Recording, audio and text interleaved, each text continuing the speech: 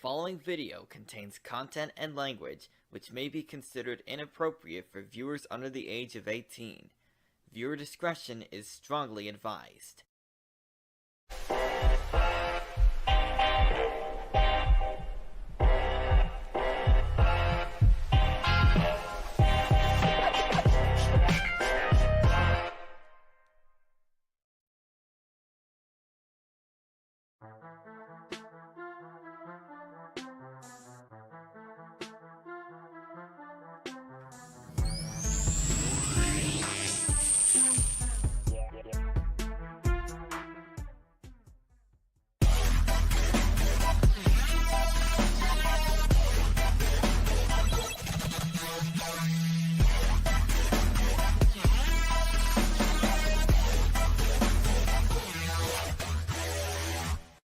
What's up, YouTube family? This is your guy Jordan Live. Thank you very much for watching another Jordan Live banger. Do me a favor, hit that like button, hit that subscribe button, man. I just want to say, man,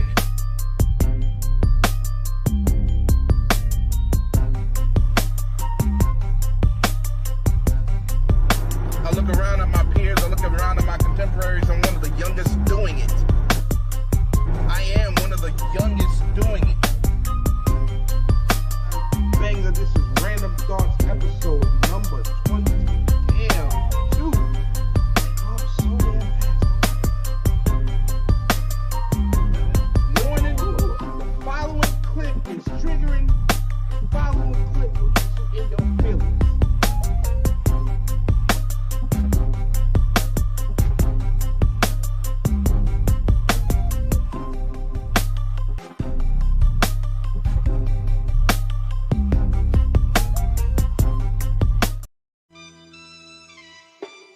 Faster than a speeding bullet, more powerful than a locomotive, able to leap tall buildings at a single bound. I can be your anti-hero. If you want justice, go call Superman. Signal in the sky, once I catch him, I won't give a damn. Not the one they see, cause in my hands I am the law. All they saw was black as night, a flash of light, he's seeing stars. I can be your anti-hero. I'm rolling solo, I don't need a team. No iconic monologues, your nightmares, I'm the closest thing. Giving all the smoke, when I strike, I'm like the matches. Once I'm finished, then I'm gone. Just be happy if you catch it. They say look up in the sky, now fuck that. I've been down to earth for some time, and they try to question my rhyme abilities, and I kill them each time. Lot of good, a dash of in between, just a smidgen of bad.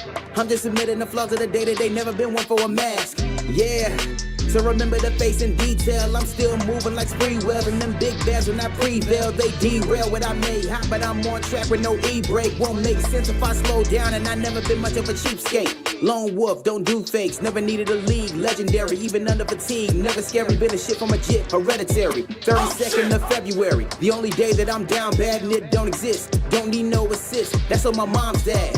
They call me awesome, ahead of my time, a savior. I'm misbehavior, I'm pure thunder. Some call a nigga a lifesaver. No skyscraper, I can't jump. Only limited space bound. Squaring up against any punk that might wanna come. Just stay down like zero. If you want justice, go call Superman. Signal in the sky, once I catch him, I won't give a damn. Not the one they see, cause in my hands I am the law. All they saw was black as night, a flash of light, he's seeing stars. I can be your anti-hero. I'm rolling solo, I don't need a team. No iconic monologues, your nightmares, I'm the closest thing. Giving all the smoke, when I strike, I'm like the matches. Once I'm finished, then I'm gone. Just be happy if you catch it.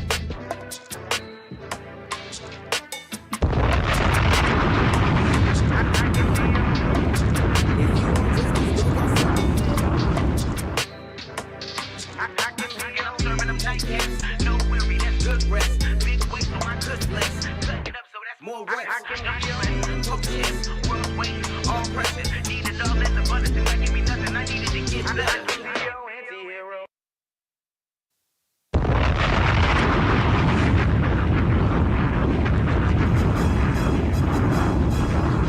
How you doing? oh shit, oh shit. All right, y'all. We about to start it up. We about to start it up. You know, I gotta get in my groove first, man. Can I get in my groove? Do you mind if I get in my groove first? Okay, that sounds cool. Let's go.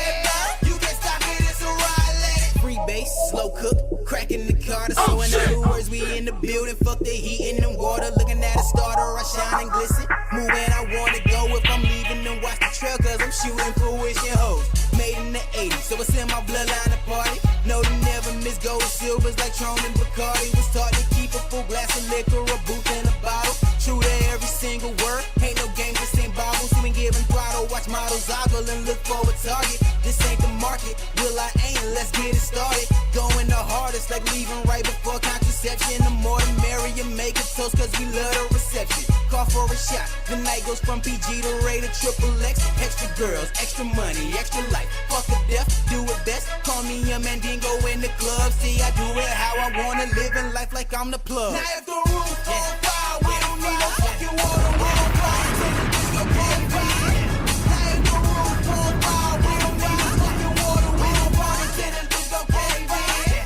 Then let it burn, let it burn, let it burn, let it burn, let it burn, let it burn. We don't need a fire hydrant, let it burn, let it burn, let it burn, let it burn, let it burn, let it burn. You can stop it, it's a riot. No thermometer, but we at a fever pitch. There's no getting lighter, we staying lit. Gotta match my fly striker pose and I'm Johnny Storm. Tonight for rare occasion, I'm filet mignon. Sauna water that's wetting, so the thirst is evidently real. Shawty here, she a blessing. No praying hard, but she worked them heels. Got a section, we flexing, no prepping, but the night got more to offer. If Snapchat was a movie, then guess who got an Oscar? The same roster. Call my clique the Whalers, and we ballin' cause we youngest. No comparison to Baylor, tell the waiter what we need. Only service with our higher shelf. If we can't reach it, this money gon' be an extra step. Can't stop what you can't extinguish, so move back. Tonight we gon' get around. 2-pack, you lack all that is needed to live up every weekend. All we know is making, spending, rapping, drinking. We don't need no fucking water, we gon' fly until the disco cave in. Now if the roof on fire, we don't need no fucking water, we gon' fly until the disco cave in. Then let it burn, let it burn, let it burn, let it burn, let it burn, let it burn. We don't need a fire hydrant, let it burn, let it burn, let it burn, let it burn, let it burn, let it burn. You can stop it, it's a riot, let it.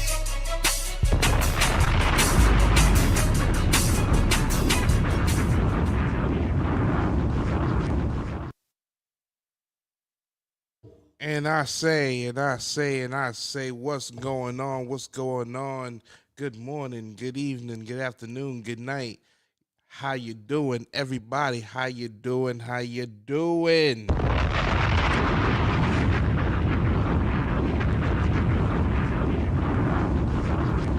I'm gonna talk today. Oh yeah, we gotta talk. First of all, let me just say, I'm back.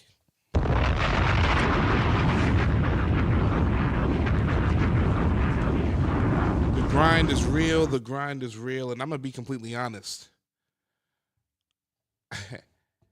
When I first came back to YouTube, I thought to myself, you know what?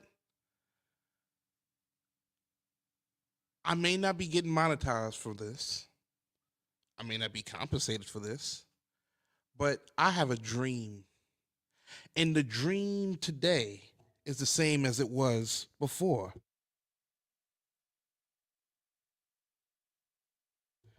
I want to just say to everybody that you have your times where you have to work, you have to grind.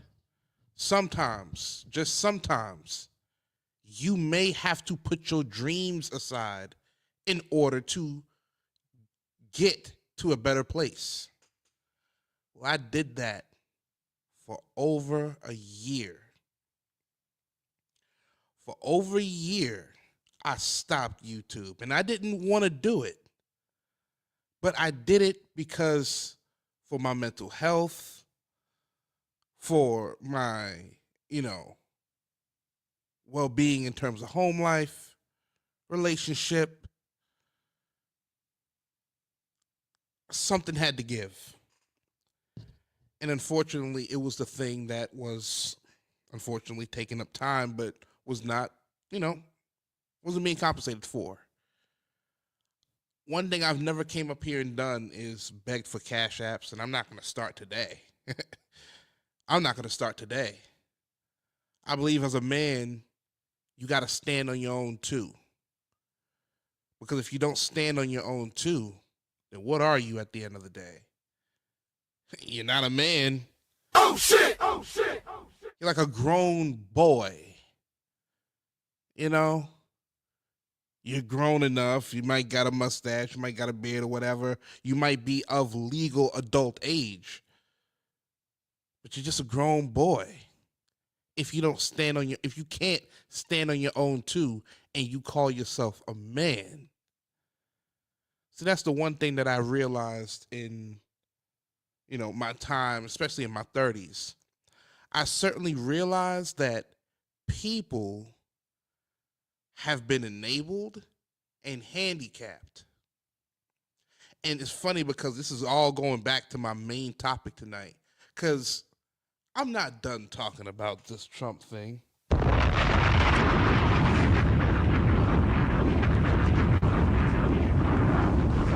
I know. It's going to get old fast. I get it. He's not even in office. He's not even in office yet, and people are already just over it. And I get it, because the last couple of elections, especially with him being in the running, has been absolutely exhausting. So I could understand the feeling of not wanting to really dive into it, especially when you're watching a show like this that is intended to, kind of shy away from said things, give you a reprieve from such news. God bless.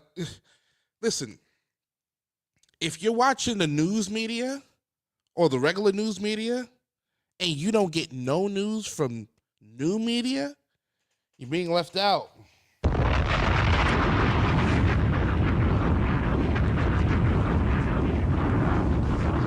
You're being left out. There's certain people, there's certain content creators that can talk about things, that can expose things that regular mainstream media just can't.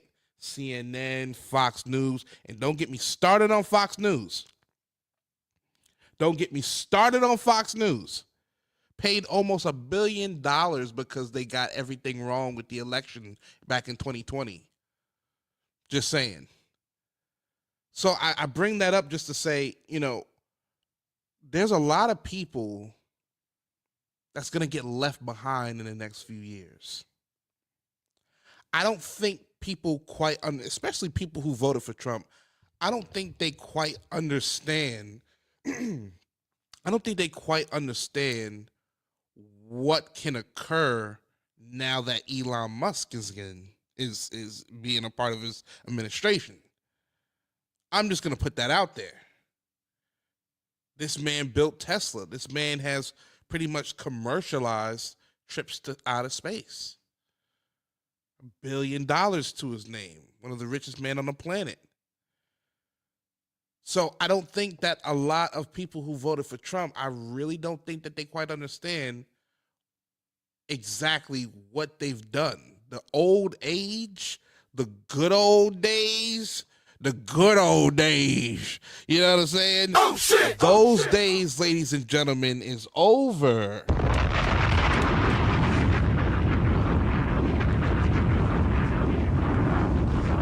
There is no good old days era no more. We're going into the future, and you can guarantee Elon Musk has absolutely guaranteed that we're going into the future. In a good way, and or possibly a bad way. Because let's be honest, there's a lot of people right now that still don't understand computers. They never typed a sentence on a keyboard before. They never hooked up a monitor a day in their life. Those are the people I feel sorry for. When automation truly takes over, and that it's funny because I'm what you would call a historian. I have appreciation for history. I have appreciation for the past and an appreciation for what once was. So I say that to say America's been saying that for decades, been saying that for years on end. Oh, when automations take over, it's going to cost jobs. And it already has, let's be honest. We don't need a human assembly line anymore. We have machines that could do the assembly for us.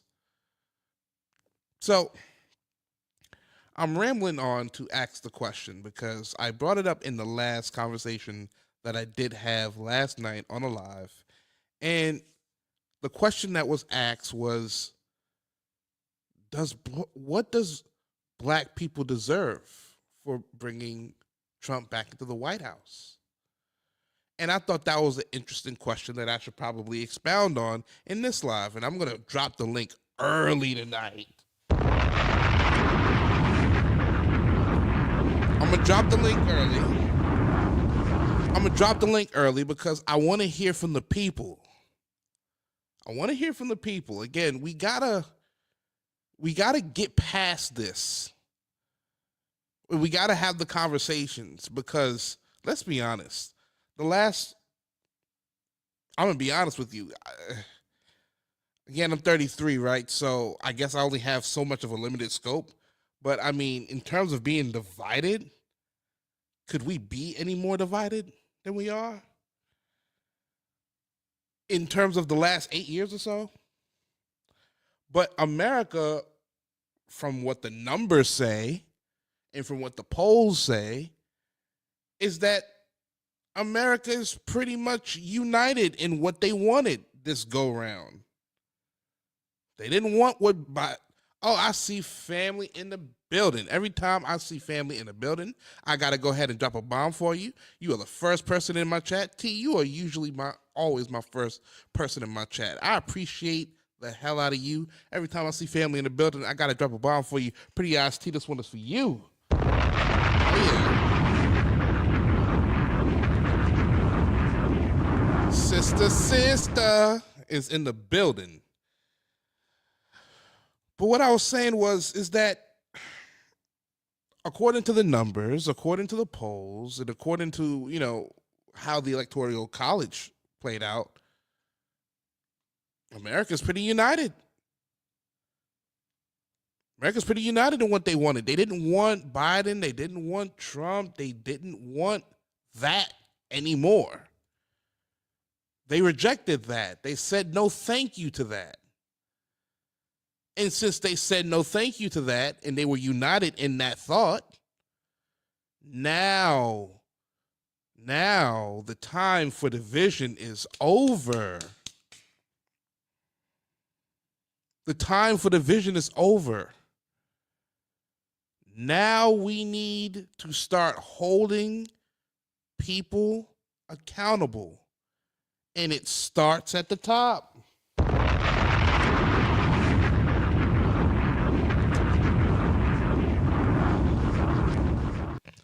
Starts at the top. I'm going to hold the felon who's about to be president again. I'm going to hold that felon the same way society would want me to treat any felon, which is, of course, treat them with kind. I know people personally very, very, very close to me that is a felon. Their family, they look like us. They are us. But at the same time, America has always looked down on the felon. Think about all the stories you've heard from people with felonies saying how hard it is for them to get jobs, for them to get work. Oh, they checked my background and they say, yeah, it's a no-go. How many times have we heard that? According to the law, a felon can't own a firearm. Why not? Why not? BST says, we'll always be divided. Will always be divided citizens against the government. I hear you. Yep, my bro, it's institutional. Yeah. It's crazy, right? But we gotta hold people accountable. Again, I said it before, I'll say it again, and I don't want to sound like a broken record. But a convicted felon charged in a jury of his peers found him guilty. He's about to be in office. So what does that mean for felons across the country? Does that mean that they get to carry firearms? I know some personally who are responsible, very responsible people. Very responsible people. You wouldn't think anything of it. Can they vote now? Because legally they can't vote. Why can't a felon vote now? If a felon can run for office and win and get in office, why can't the felon vote? Should things that have been hampering felons for years, should that be off the table now? Why not? See, this changes things. I believe in precedent. I believe in setting a precedent. And I believe that once you've seen something that seems off and you rationalize it or you accept it, that's the new precedent. That's the new norm. Whether that's a good thing or a bad thing. And I feel that way about Trump now. The Democratic Party, as we know it, is in shambles.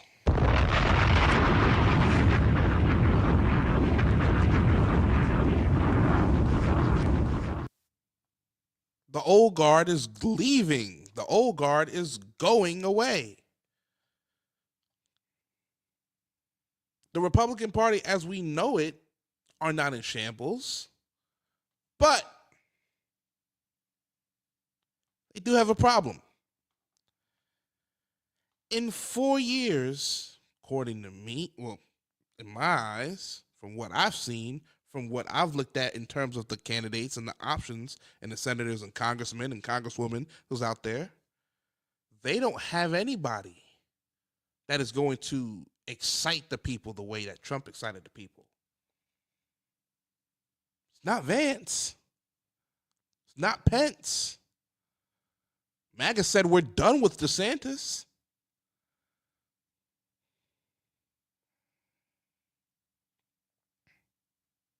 I'm just saying.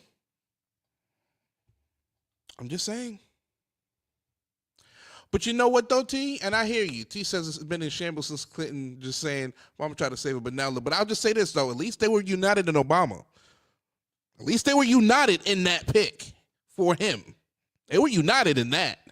There was no division. That's what I mean by when I say in shambles. The Democratic Party doesn't have anybody either, honestly. You know, the funniest thing is that the hypocrisy in the country. The one thing that I hate, like, especially coming up in life, like, the one thing that I hated was a hypocrite, and I hated a liar. But then as I got older, right, especially when I started turning 30, I realized that life itself is a hypocrisy. And I feel like people just fall into the hypocrisy that is life. So they become hypocrites themselves. I've seen it personally. We saw it recently. Remember when Obama was still president and I think Anthony Scalia, the Supreme Court justice, had died and he was still president. He tried to get Merrick Garland in there. Republican Senate said nope, even though he was still president. Fast forward to 4 years later, Trump is running in 2020. There's no guarantee that he'll win. He could lose. Guess what? He still gets a Supreme Court pick. So hypocrisy, everybody's a hypocrite. But the one thing that I just do not like is a hypocrite that can't see their own hypocrisy.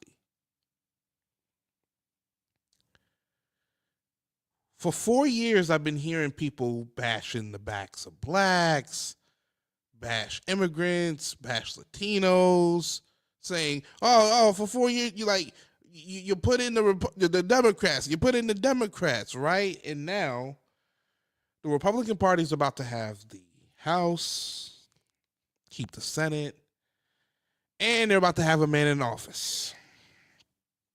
So what does that mean? That means there's no excuse for at least the next 2 years, no excuse.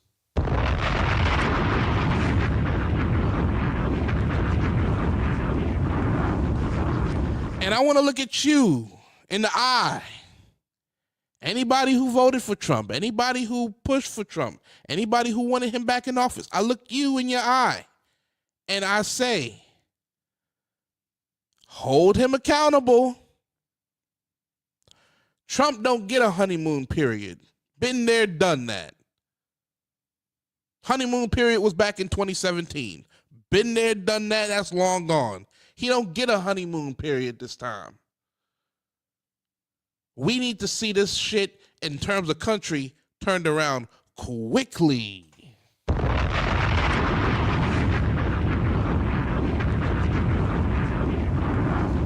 Let me go ahead and speak to the chat real quick. Sorry, I ain't been abandoning y'all. I just been in a groove real quick. You know what I mean? Fourth come out of the run because they had pretty much essentially, and they got greedy because of the simple fact that because she was running with Biden, all that money that went to Biden before he dropped out, that was either going to go to Kamala or that was just going to go poof. See how that worked? All that money that was fundraised by Biden was going to go right to Kamala if she ran. Or if not, that money just disappears. Hey, you think a rich person's going to make any money disappear? Oh, shit! Oh, shit! They got disposable money and they're not going to see that money disappear. So, of course, they went with her. East Dad, what's going on with you? Oh, man, every time I see family in the building, I got to drop a bomb for you. East Dad, what's going on with your player?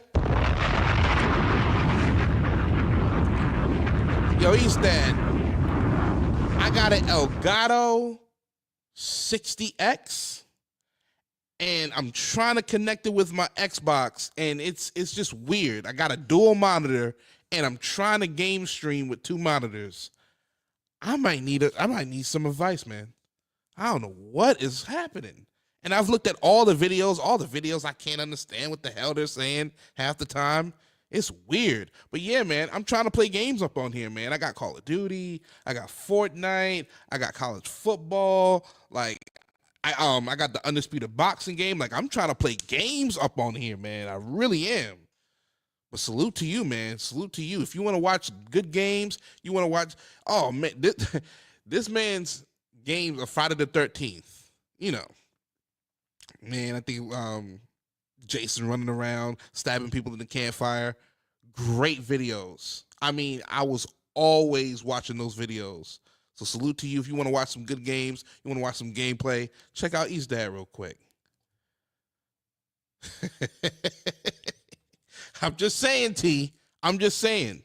Quick turnaround. Quick turnaround. He doesn't get a honeymoon period. No.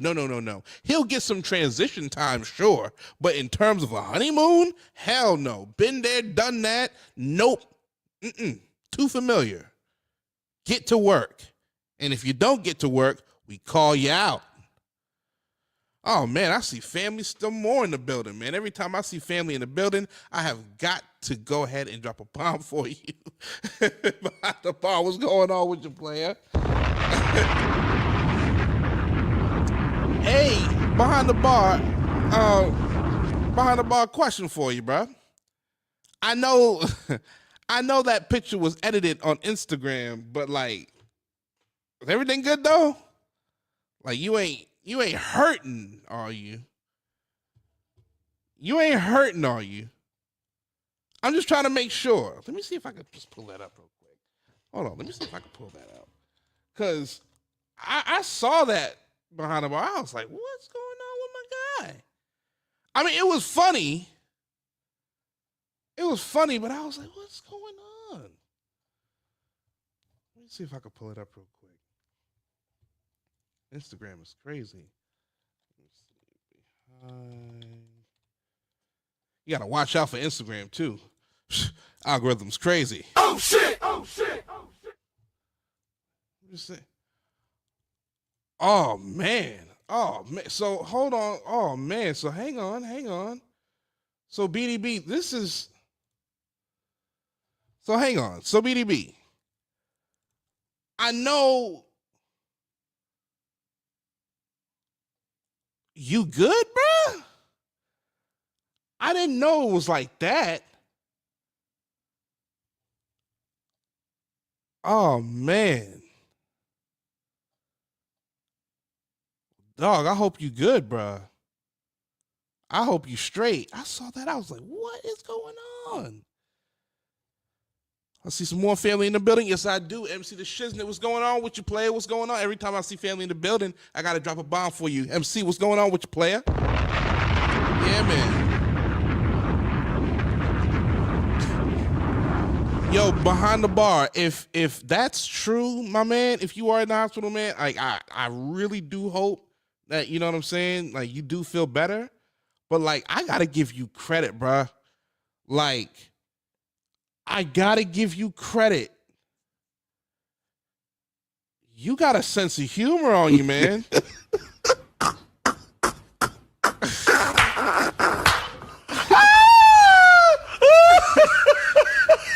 Like I didn't I saw this and I was like, what is going on? Oh man. Well, I'm glad you're doing good, my man. I'm glad you're doing all right, man. And speedy recovery, all right? Speedy recovery. You know what I mean? Oh man. Oh man. That is something else. Getting ready for winter. Yeah, I understand that it's going to be a cold one, too. I feel like it's going to be a cold one.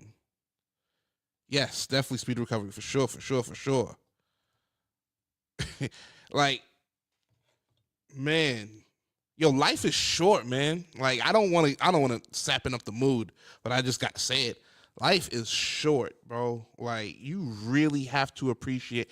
And that's why, sorry, man, I don't mean to make it about me, but that's kind of why I wanted to get back on YouTube. Like, you never know when that call is going to be calling. You never know when it's your time, when your ticket is punched. You never know. So you better do what the hell you like to do while you're here, man.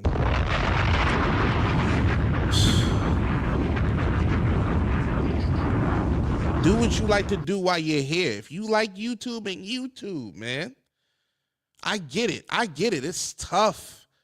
Especially when you're not monetized and you feel like, of course, everybody's time. That's the most valuable thing that we all have is our time.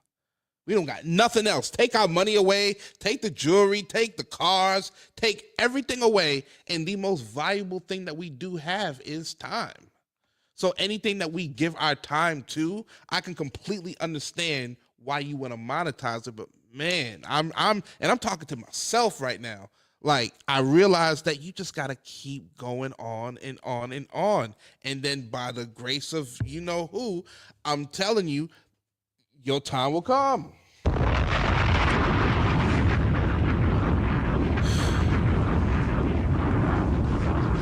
All it takes is a video to pop and you're there. I realized that behind the bar, you helped me see that firsthand. All it takes is one look, one video, one guest, one share, and you're there. Like, you're in the algorithm. Now all of a sudden you got all these people that you never seen before just checking you out just because you popped up in their feed. Just saying.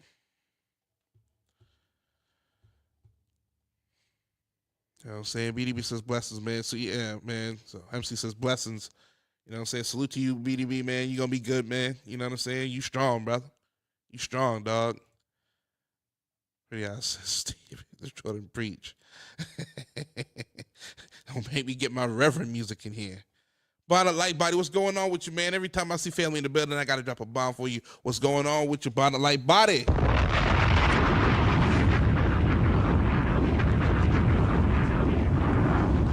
You know, what is the score? Let me see. Cowboys versus. What is the score? Okay. So the score is 20-10. You know, I'm all over the place, but I don't know if you know, but this is the home of the Random Thoughts podcast, so we're liable to go all over the place. So I ain't gonna lie. Cowboys is one of them teams that I've always said, it's kind of like what Stephen A said. Just don't even worry about them in the regular season. It's the off season. It's the off season. What they do in the regular season, whatever. But check them out in the playoffs because they'll never, ever, ever, ever disappoint you if you bet against them in the playoffs. So they've been absolutely ass. It hasn't even been fun to watch the Cowboys this season. And usually it is fun to at least watch them lose, but they're so trash, it's not even fun. The Texans, it's tough for me as a Panthers guy to watch the Texans because CJ Stroud is an absolute monster, and we could have had him.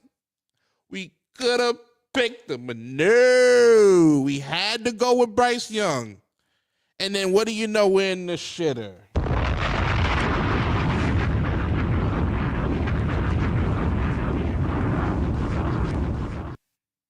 We're in the shitter.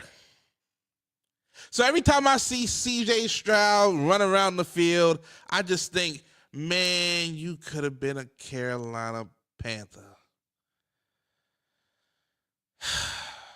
Whatever. Let me keep it going in the chat, man. Let me just talk to y'all in the chat real quick. Exactly. Time is your most valuable asset than health. Absolutely. These last couple years has taught me a lesson about health, man. Like, honestly.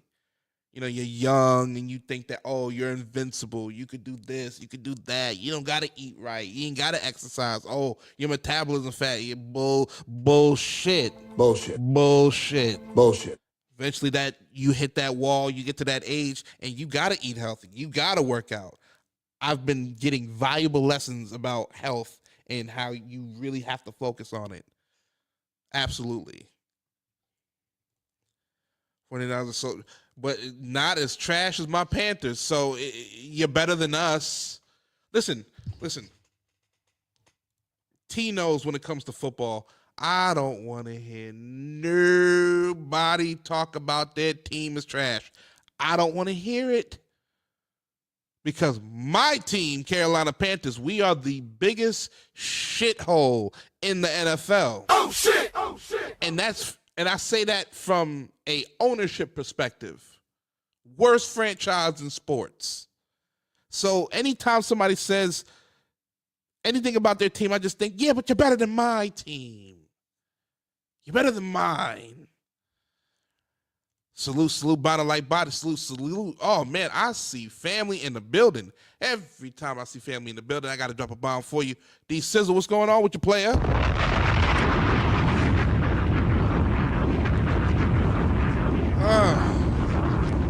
All right, T says, let's go Chiefs, DC. Underbar says a Photoshop. Well, I mean, I know that's a Photoshop, but I thought she was alluding to something here. You know what I'm saying? I thought she was alluding that something may happen, but that's good though. That's good. Got my ass. If that was the goal, mission accomplished. Fooled me. She said, D Sizzle, what's up? DC, what's going? Hey, DC, I need you to hit the link tonight.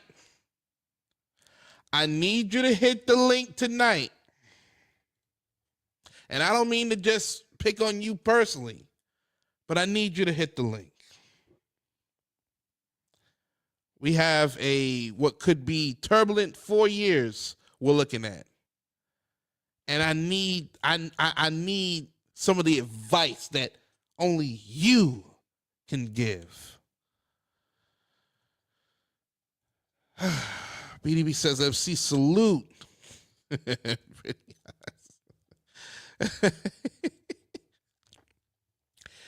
Oh, Bonnet, those cowgirls, I just,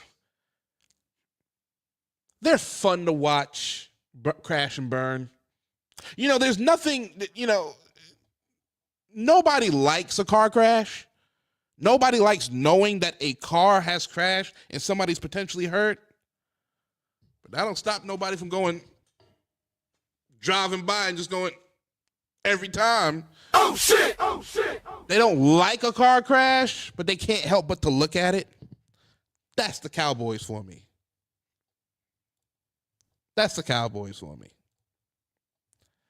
Just and Patriots straight. You know what? I'm actually happy that's the case. I got so tired of the Patriots in the mid 2000s. So when I was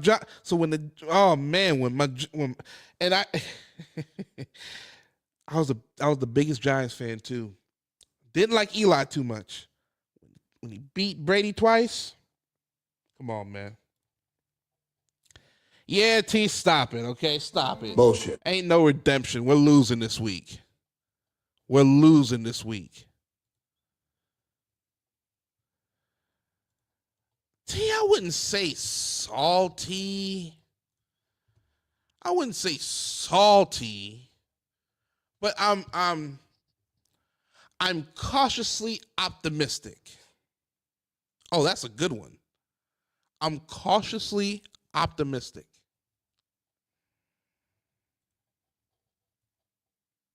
You see, because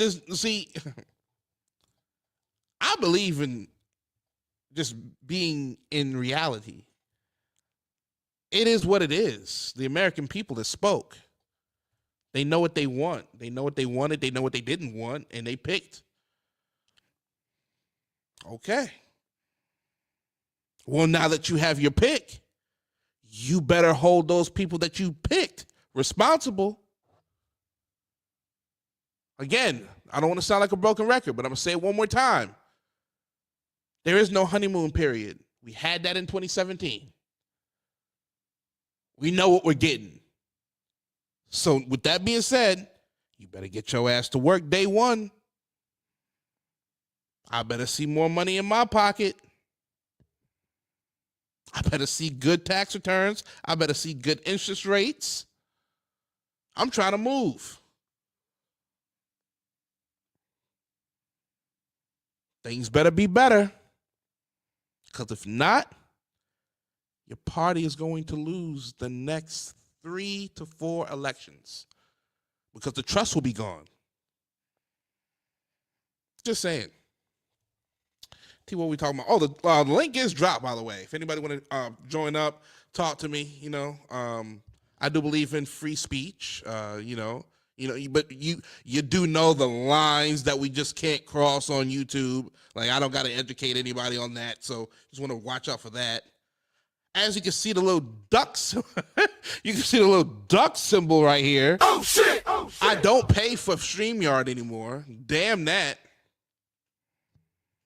Damn that.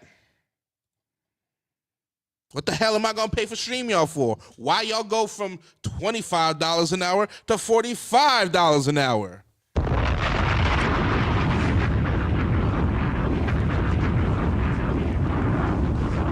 Y'all some greedy bastards, that's why.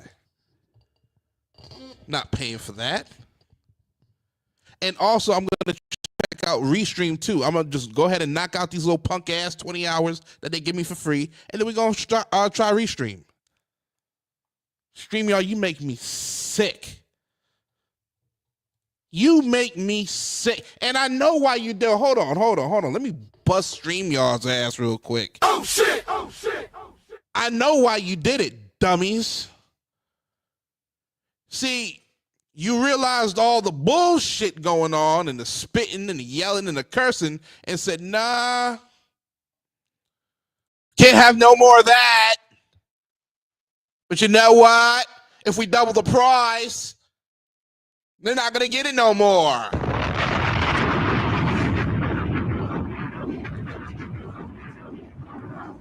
Cheap bastards.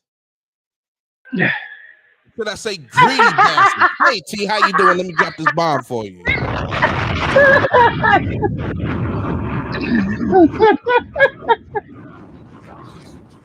StreamYard's pissing me off. You know what I'm saying? Oh shit! Oh shit! I already know because I already went off on them. So they doesn't mad at me because I gave away the free game. I shouldn't have gave away the free game. Now they're charging everybody double the price. Damn it! But they knew what they were doing, T. They knew what they were doing by doubling their price on everybody. They knew Right. they were outpricing people. Who the fuck got $45 to spend on this on StreamYard? Unless you're making a good penny on this. It ain't worth $45. It's almost like they want to stop people from doing panels and shit. That's exactly what it is. The And docs, go vertical and all that other right? The dumb. doxing, all the other Uh-huh. bullshit. They tired of it. Yep. They trying to outprice people. That's all it is. But guess what? Just like I'm sorry, T, to say the word, but the history of the nigga, you know what I'm saying, is when there is one way that is shut off, oh, we gonna find another way. We gonna find another way.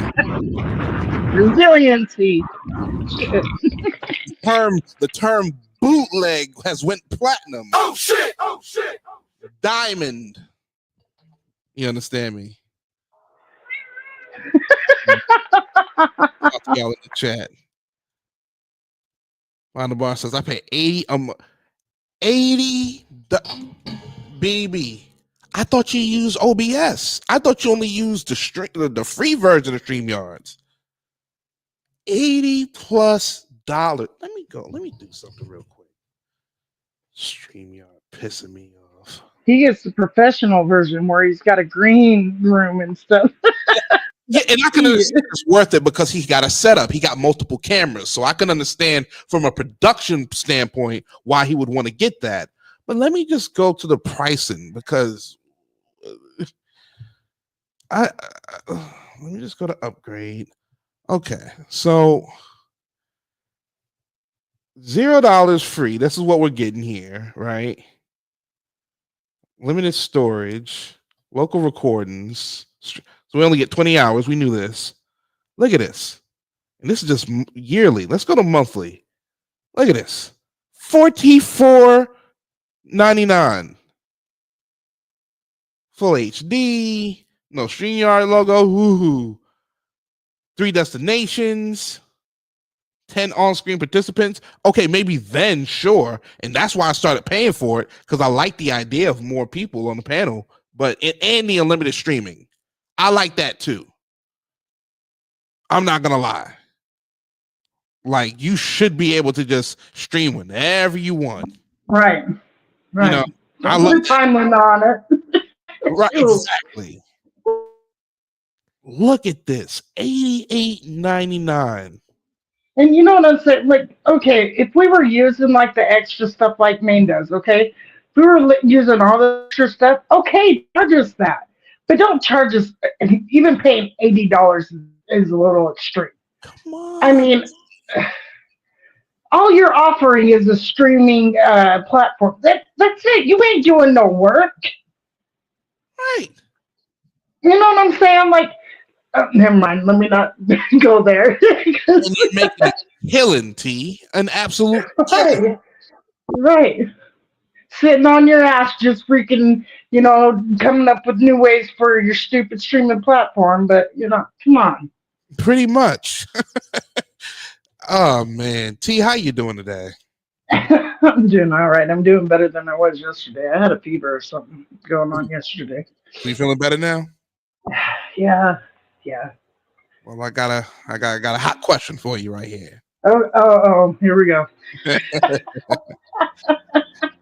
The title question: do Black people deserve reparations for delivering the White House to Trump and the Republicans? The floor is yours. They deserved reparations. That's like 400 years past due.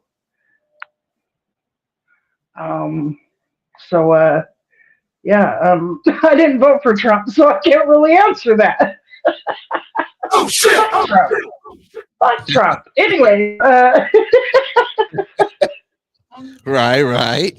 I mean, they forced me to vote for somebody. I don't even know who the hell it was. It was an independent because I didn't like either party. I don't like for what. The only thing I like about Trump is, okay, let's see, get the economy right. Because, we were a little bit thriving and doing better than we had been for years when he was president. So, okay, do that. All that other shit, I really don't care about. Like, leave people alone. Let people live. Let people get jobs. That they can actually afford to live and actually work and be able to do vacations and stuff like they used to. Like gouging us with taxes. We work to pay our taxes. That's what we really work for. We don't work to live anymore because we're barely afloat. Stop giving the people with all the money tax breaks and start giving the working class and the lower class tax breaks. That's what I say.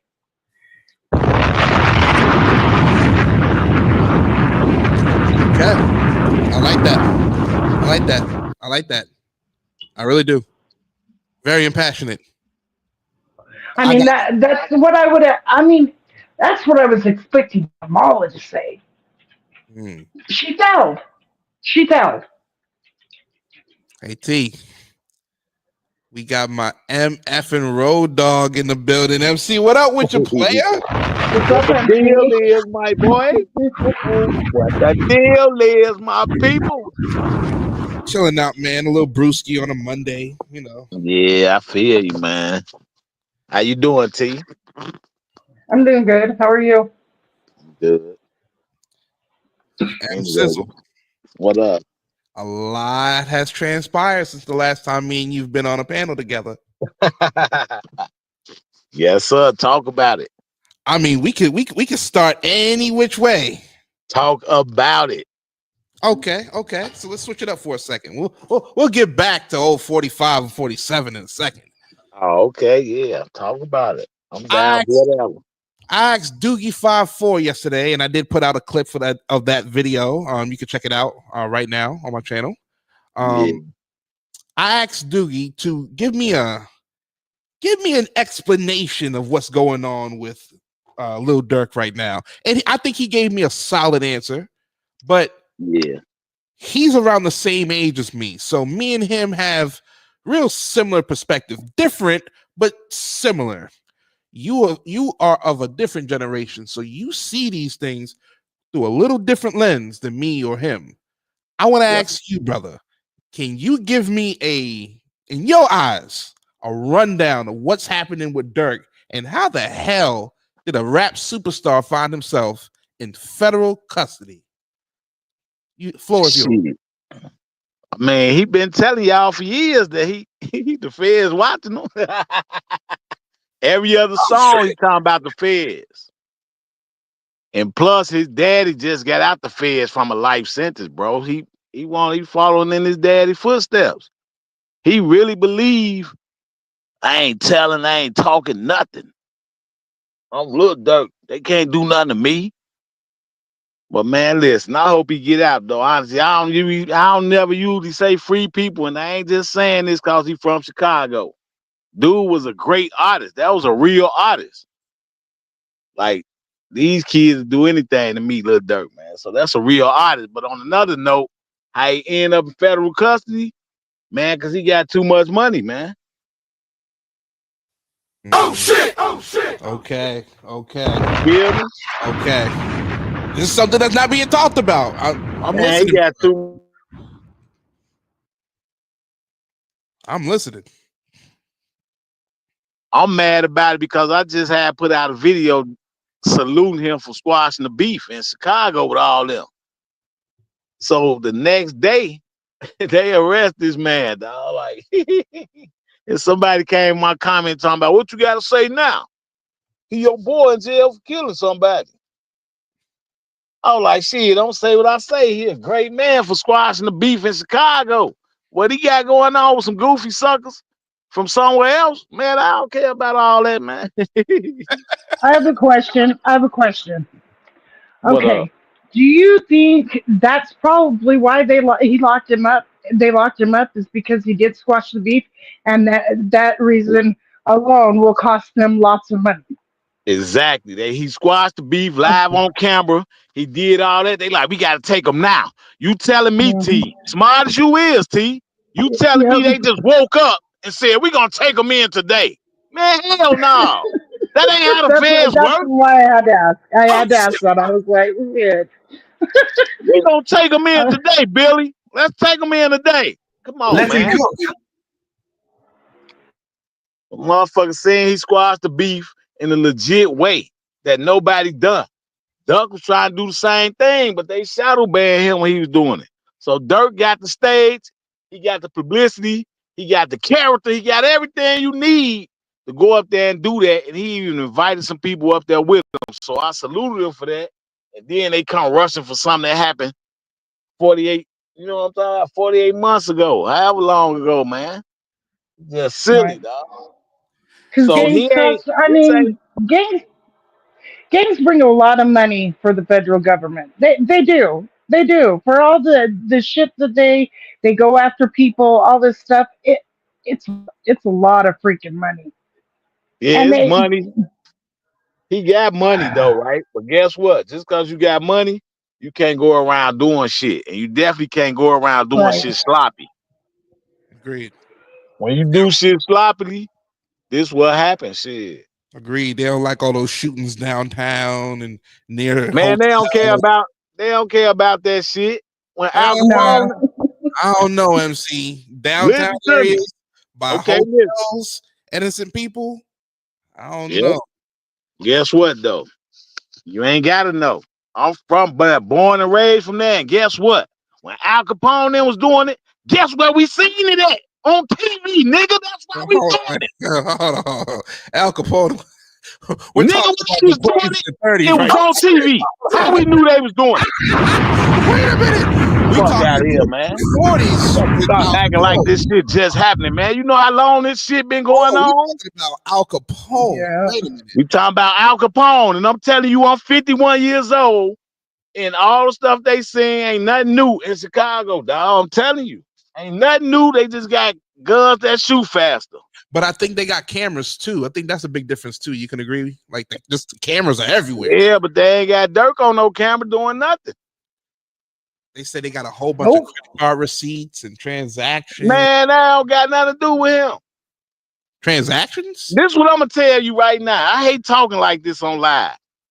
I I'm a, hate I hate niggas over 30 yelling and screaming, oh, whoa, fuck this. I ain't saying a bunch of nothing.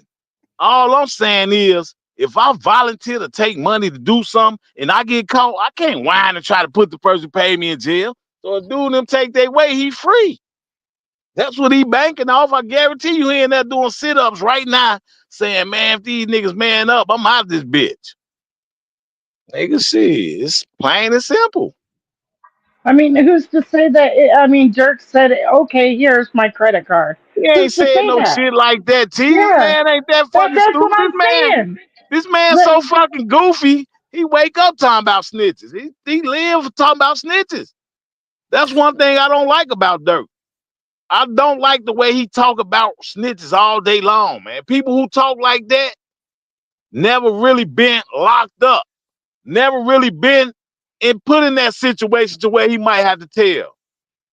So what I'm trying to say is, niggas who say they so tough, they be hoes when they get caught up, right? They go to jail, they do this and that. Oh man, I ain't know I was telling. They get suckered into doing stuff. He got his guys up since he was little, not to tell, but they gonna trick him in a different way, man. They don't want him to tell. They want niggas to tell on him. You feel me? They don't want you to tell, Dirk. No, we know you ain't no snitch. Nigga, it ain't about you being a snitch. It's about your boys taking their motherfucking weight. How close was Dirk to Von? Because it seems like it seems like after the death of Von, this seems to have really like put the gas on the fire. Do you know how close Dirk was to Von? Not this close to be doing stupid shit like this. That's what I'm trying to get an idea. Dirk ain't been on no Vine like that, nigga. Y'all act like Dirk grew up with this man. That's You what I'm gotta trying to get. understand in Chicago, That's what I'm trying all to get an these idea. bombs, y'all, hey, boy, play that them niggas only famous to out of towners. They ain't famous in Chicago. Dirk ain't no Vine 20 years, nigga. Hold on, MC. I see Craig Durbin in the building. What's going on with you, Craig? Man, I'm gonna drop this bomb for you. What up, Craig? Yeah, Salute to Craig Durbin. Craig Durbin. All right, MC. Sorry about that. Go right ahead. Dirk ain't no Vine 20 years. He ain't no 20-year nigga. You know what I'm saying? A day one type shit. Man, that man knew Vine for about 7, 8 years. You know what I'm saying? I mean, you think they were childhood friends? The way they're Nah, saying that they're saying that he rode for Von. only outsiders will think that. Chicago niggas know he ain't no day one. Mm. I mean, this just reminds me of like the YSL trial. A lot of them people that they have hemmed up with Thug and stuff. They don't even know them. Yeah, Like but they didn't grow up with them and stuff. And they was you know, I mean, and Thug even talked himself into that shit. But man, all this is a bunch of 3, 4 niggas who say they ain't rats, went to jail yelling Dirk name. mhm. Police had to make a move quick as they can. Saying he squashed that beef, he finna make millions of dollars. We gotta get him right now. They made a move. You best believe the toughest rappers, everybody think tough, and they're talking about Dirk did this and did that. Nervous as hell. But MC, Man, like they got hit. It just seems like they got Dirk lock, stock, and barrel. Thug was a little hell no. iffy. Thug was a little iffy, but apparently they got. I mean, transactions. They got. I mean, Hell nah. lights. Like No. apparently the feds How got. would y'all know though? He ain't been locked up a week. How would everybody know all this stuff? Well, you know how the feds work. The Fed, like you said, the feds ain't. They're not gonna They- wake up and be like, "Let's go get this guy." If they on you, they've been on you for months. That's what I'm telling you. Somebody got caught with some dope, arguing with their baby mama, and tried to tell on Dirk. Thought it'd be nice to say that. Another nigga get caught in a whole nother state and try to throw Dirk name in there. Another nigga get caught over here and try to throw Dirk name in there. They tired of hearing his name. He got all his money. He squashed the beef on national TV. They made a move, put him in there, bow, make him sweat. You know they talking about, you gonna give you time like your daddy. They done said all that to him. They know he ain't gonna talk, dog. They gonna just leave him in there for 24 months and go back and try to talk to him again. And by that time, his trial will be coming up. But like I'm telling y'all, he got money, man. So that don't mean nothing. Puffy got money, but he can't get out. Glad But you that don't mentioned. mean Dirk getting out because he got money. A Glad lot you of mentioned. people in there got money. It's I'm like, hitmen in fuck there, Puffy. mafia. That Glad don't you. mean they getting out. Glad you mentioned that, MC. That was a perfect transition because that was gonna be my next question. I ain't asked you about dirty, dirty money. Man, fuck that. You know I like him. Y'all know I Fuck like you, him. So baby. Fuck don't even him. do this to Fuck me. him. I've been telling We won't y'all. stop. I've been telling y'all. Yeah, I've been let's telling go, y'all. MC. Fuck Let's Diddy, go. nigga. Let's. I thought I told you that we won't stop. I thought I told you that we won't stop. Bad boy killer. Fuck wrong with you? We is bad boy killers, man. Yeah, fuck Puppy. I knew it was coming. I was waiting. I was waiting for it. Hey, But boy, hey. listen to me. Gotta talk about it, You man. niggas thought y'all was gonna do my boy Pac like this. Yeah, we gonna talk about it. Right. Pac been Right. telling Let's the world go, he gay. MC. Let's go, MC. Shit. Talk about 94. it. I was like, what? What? I been didn't like them. Yep, me Since the neither. beat with I Pac, nigga, I haven't. ain't like them, ain't had no love for them. Yeah, you dig what I'm saying? So to hear all this right Yeah. now, I ain't clapping and cheering that he in jail, but I'm one of them niggas. I'm not finna feel sorry for no grown man in jail. I ain't one of them niggas talking about, I don't wish jail on nobody, dog. I do. Fuck you, nigga. Go sit in that little ass room. Bitch ass nigga. Imagine being a millionaire, waking up to a cold boiled egg and some cereal in a bowl. Man, that nigga looking for his motherfucking. He looking for a stylist, He's his whining and crying toenail in people. jail. That motherfucker woke up to a nasty ass egg with a dried He's up booger. whining and crying in there. Hell yeah, he crying in that motherfucker. Real AT. Real hitters be crying in that bitch. You think he ain't in that bitch? Shit. I get it, man. Man. What I do this shit for? What the fuck Nasty is ass. this? Boy, that motherfucker in there wish he ain't did nothing. Woo. He and that motherfucker talking about, man, did I nut in Justin Bieber or not? Man, I don't even know. They gonna get my DNA. Boy, MC, listen to me, man. MC, the feds apparently, allegedly, have seized over 3 terabytes worth of footage, pictures, documents, footage.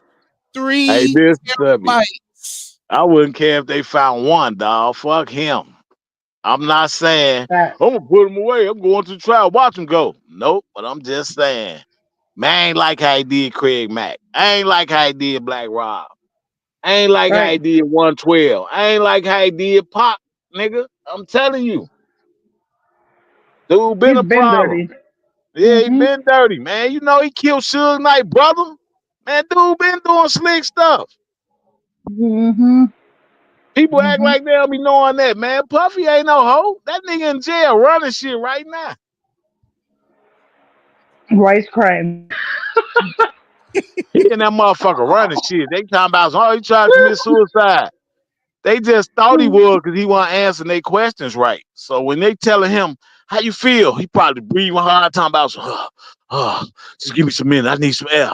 How you feel, man? You need, we gonna put him on suicide watch for 48 hours. That's all they did. T, And the you nosy motherfuckers called up there. What's going on? He's on suicide watch. We can't discover any information. And they went and told the world, oh, Puffy on suicide watch. Man, P. Diddy got 1,000 meth heads, fentanyl heads in that motherfucker talking about, I'll get out in 7 more months. I'm gonna go holler at them people for you. I'm telling you, boy. It's you can gonna hear be all type of stuff happening while he in there. you can hear it in his voice when he made a call out to his kids. I don't know if y'all seen the video when he called his kids and he was in jail. I You can don't hear it in even his be voice. believing all that type of stuff. When I see shit like that, I don't be believing it. Why the fuck you recording your daddy phone call for? Why? Let me see. We know where he at, nigga. We don't need you to prove he in there. We know where he at.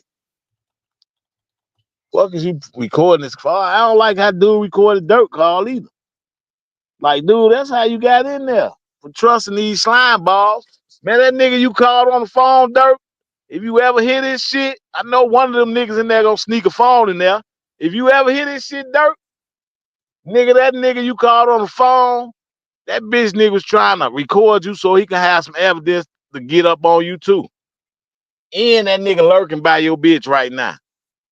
Why it's raining? He outside looking, talking about, oh, I think I left my cell phone over here. Get your ass out of here, nigga. Y'all check this out. Check this out. Just hear him. Just hear him. Nah, I ain't gonna lie. That is cute. I ain't gonna lie. And I just want to say I'm proud of y'all, especially the Who girls. was I mean, that? all of y'all. But Let me play it one more time. You could just hear the voice. You could just hear the energy just sap. He ain't got no energy in there. yo, so much. I can't wait to see y'all. Can't wait to see y'all. And I just want to say I'm proud of y'all, especially the girls. I mean, all of y'all. But just for being strong. Thank y'all for being strong, and thank y'all for being by my side and supporting me. I love y'all. I got the best family in the world. That man is suffering in there. I mean, hey Jordan. Talk to Hey me. Jordan, you ever been to jail? Never. All right then. How you know he's suffering? You can hear it. I know tone. He's suffering from talking to them. Well, you I better know believe he tone. hang that phone up. Like from the outside looking in, you might think, oh man, yeah, the food bad and all that. But man, motherfucker gonna find a way to have some good time in that bitch and forget he locked up. I know tone. I could just hear it. I could tell. I could just tell.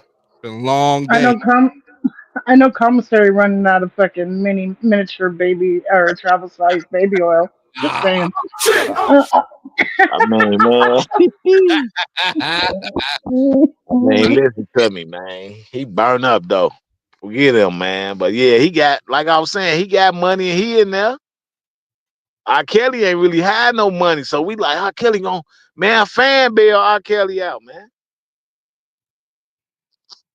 Come on, man. Yeah. Some lady bail R. Kelly out, man. So you did, he ain't have money like we thought, and they knew that. They made a move on him, bam, and got him in a tight situation. He was broke, like, man, spent his last few dollars on them lawyers and they ate him up. See, mine is saying it. Said I met Puffy in '95 when I was working at LaGuardia Airport. I knew he was a suspect from then. You know, so many people have said like they got this vibe from him. Like, okay, yeah, he might be connected, but there's something about him. I don't know. And people's been having that, but of course they've been quiet about it. But now we know because with 3 terabytes worth of footage and data, you know there's some powerful people on those footage. Powerful people. I heard, the lady that was running for president on that. Allegedly, we don't know. Allegedly, we don't know. We don't know. Allegedly. Boy, y'all tripping. When I heard that, she was like, "No, there ain't no friggin' way." I'm just saying. They just want to say and demonize somebody. You know what I'm saying? So I mean, they say Trump is on the Epstein list. Like, right. They say this about, you know what I mean? That's a nasty one. That was a nasty rumor, though. Oh shit! I was like, oh, why they lump her into this? But anyway, MC. Yeah, man. 45. Uh-oh. January 20th. Oh, here we go. January 45. 20th. He'll be 47. He was gone for 4 years. America said, we want him back. We don't like what's going on here. We don't like her. We don't want her. We want him. We got him. Yeah. I need your reaction. I'm glad we got him. Talk about it. Whoa. Hold on. Wait a minute. Yeah, I'm glad we got him, man. Wait a minute. Hold on. Wait a minute. Ain't no wait a minute. Wait. Listen to me. I need to hear this. Oh. Listen to me. Talk to me. What I tell y'all a long time ago, I don't get involved in politics. Y'all want me to talk about it? I'm telling y'all, I'm glad we got him. Who else I want? I'm not going for nobody who put nobody away for weed, nigga. You want somebody who put a nigga away for 20 years for weed? I wish you was on camera. Do you want somebody who put somebody away for weed for 20 years? Do you want somebody to, if you ain't got the same address as your baby mama, you can't go pick your child up from school? You want all that? You don't want all them headaches, bro. I don't. I pick my child up every day, so I don't even want nothing to do with none of that. I'm a walking time bomb when it comes to my kid, man. Nigga, I ain't got time for none of those goofy little rights and all that. And plus, she ain't done enough footwork for me, man. So what was your number one issue? It ain't up to me. It ain't up to me. What was your number one issue? I ain't got no issue. I just ain't voting for her at all because she tried to put Michael Jackson in jail forever, nigga, for no reason. Fuck out of here, nigga. And Trump let that nigga babysit his kids. Fuck out of here, man. Trump let him babysit his kids, nigga. Why you wasn't there? What's wrong with y'all, man? Hold on, wait a minute. Trump let. Hold on. Oh, wait a minute. Hold on, wait a minute. Oh shit! What? Trump let Michael Jackson babysit his kids. Trump let Michael Jackson babysit his kids? Several times. That's how I know you ain't been watching my videos. I put it up on my little channel that time, on my one video, Wild Shopping. Did you delete it? No, it's up there. Because that sounds like something YouTube would take down. I'm trying to understand. Man, believe me, it's up there, and I'm getting paid for it. You can go check it out. That's wild. Yeah. See, Trump on there telling you out his own mouth, I don't like how she did Michael. She put him in there. He's a good guy, man. I mean, he watched my kids. I don't believe he did anything like that. You feel me? Back then. Why the fuck I'm not gonna want to win? I ain't finna keep rolling with the crowd, the majority. Oh, well, Trump, you a coon, you a sellout. How the fuck am I a sellout when I ain't even vote? But I'm just telling you, if I would have went my dumb ass down there, I would have voted for him. I don't give a fuck. I'll tell anybody in their face I'd have voted for him. He a way better candidate than him. I wanted him to win because he a felon, a gross misdemeanor, whatever he is. And I am too, motherfucker. If I go fill out something now, I put Donald Trump on the app. That's why I'm dope dashing now, nigga. What's wrong with y'all, man? Let's go. What's wrong with you, boy? Have you ever been convicted of a felony?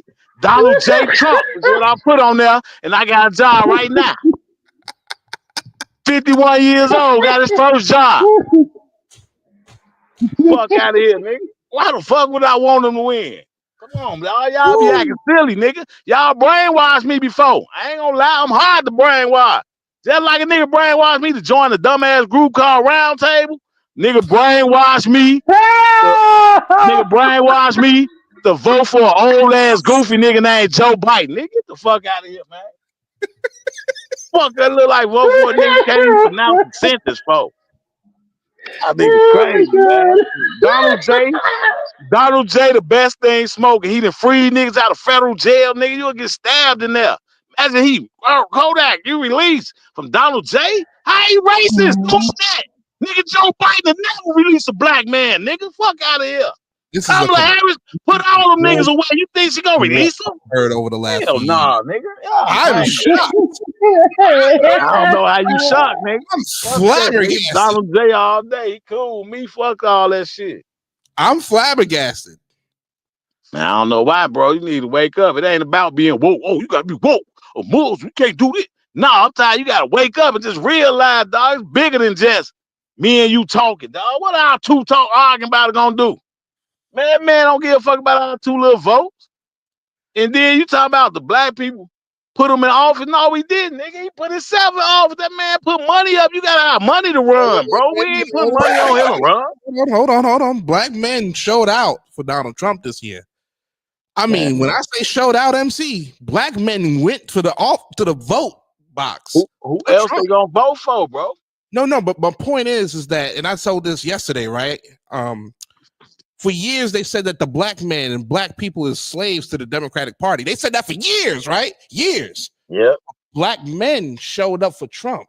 So according to that, that means that they must have woken up and said, no, we're not going to be slaves anymore, right?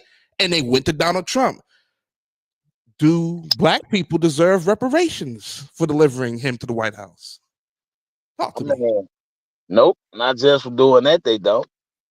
Not just one race deserve all that, dog, just because somebody got elected. Man, dude been around black before you was born, man. You was just not here. When I was little, he was with Don King, them kicking and smoking joints, all that, man. So when I was little, I'm seeing pictures of him. Not nobody else, not her. Not Obama. That's why you think he won. Because he's been in the public's eye for decades. He's been in the black community way more than people like you or some of these bloggers even know, because y'all ain't done the research, bro. You would have known that he let Mike babysit his kids. You would have known that he went to the trial support Mike, bro. He fought for Mike hard. But I think the Central Park 5 thing really kind of turned some people off. All right, if that turned people off, why he free Kodak and Lil Wayne then? Man, so you could have a job still. Let's see. I could show you a video right now of Kodak Black popping a Percocet on Consonant Stream, brother. There's a lot of people he could have pardoned other than Kodak Black. He could have sat his ass down for all I care. Oh shit! Him and his this is controversial. MC done brought it out of me. Him, Young Boy, sit down. Takashi don't pardon Young Boy. Young Boy ain't got enough money to get pardoned. Kodak paid to get pardoned. Young Boy's going to federal for 27 months. What are you talking about? Sit down. Sit down. Man, I'll never want to talk about Young Boy ever again. I wouldn't care where he going. I bet he in there real. I know they call him nigga and everything in Utah. Now, MC. Now, MC. Now. Listen to me, T. Listen to me, T.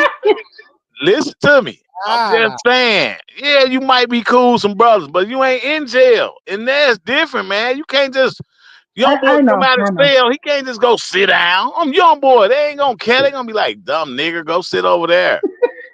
God damn.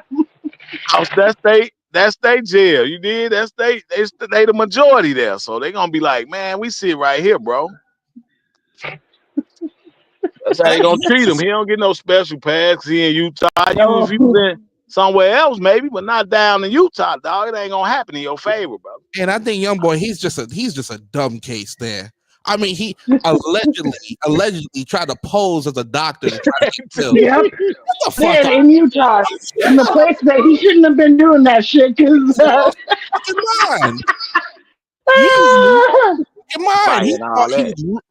in 2023, he really thought he was going to try to pose as a doctor to get scripts. Yeah, man. And And that's then, cause he was. That's what I'm trying to say. When people say he ain't a match for Dirk and Von, he wasn't. It just was unfortunate that Von got killed on a fluke accident, bro. But man, I can't wait to talk about that too, man, because I'm tired of everybody yipping and yelling their mouth, man. I remember telling you personally years ago, man. I remember telling you personally that why everybody acting like Von them ain't do nothing. Man, if you ask me, I'm too old to be talking like this. But I get a pass today. If you ask me, Dirk and them still winning, even with losing Von. mm, You mm. want to know how? I'm listening. Because they got paid to go up there and do what they did to Von, but it didn't work out right. Just imagine you go, your homie get beat up, you jump out of the car nervous, and just shoot. How I know he did that? Because I knew he did that day the way he was looking. And when he got shot, he threw his gun. It's hot, man. What's that? Man, ain't no hurt like this, man. I'm sorry. No, I don't want to do this. He was a nice boy then. As soon as he went to jail and found out, boy, all you got to do is say you smoking on Vaughn, boy, y'all gonna blow up. He got out with a different face, looking different. Walking around with shovels, man. You wasn't like that 48 hours ago, brother. You wasn't. So when he got shot by one of Vaughn homies, which I seen happen on camera the same day they showed it. Everybody didn't see it for some reason, man. Oh, they ran and left Vaughn. They ran and left him. Man, I ain't see nobody run and leave him, dog. I seen one guy shoot little Tim, seen little Tim throw his gun down. I seen the guy still on Quando Rondo again after Von already beat him up, right? Then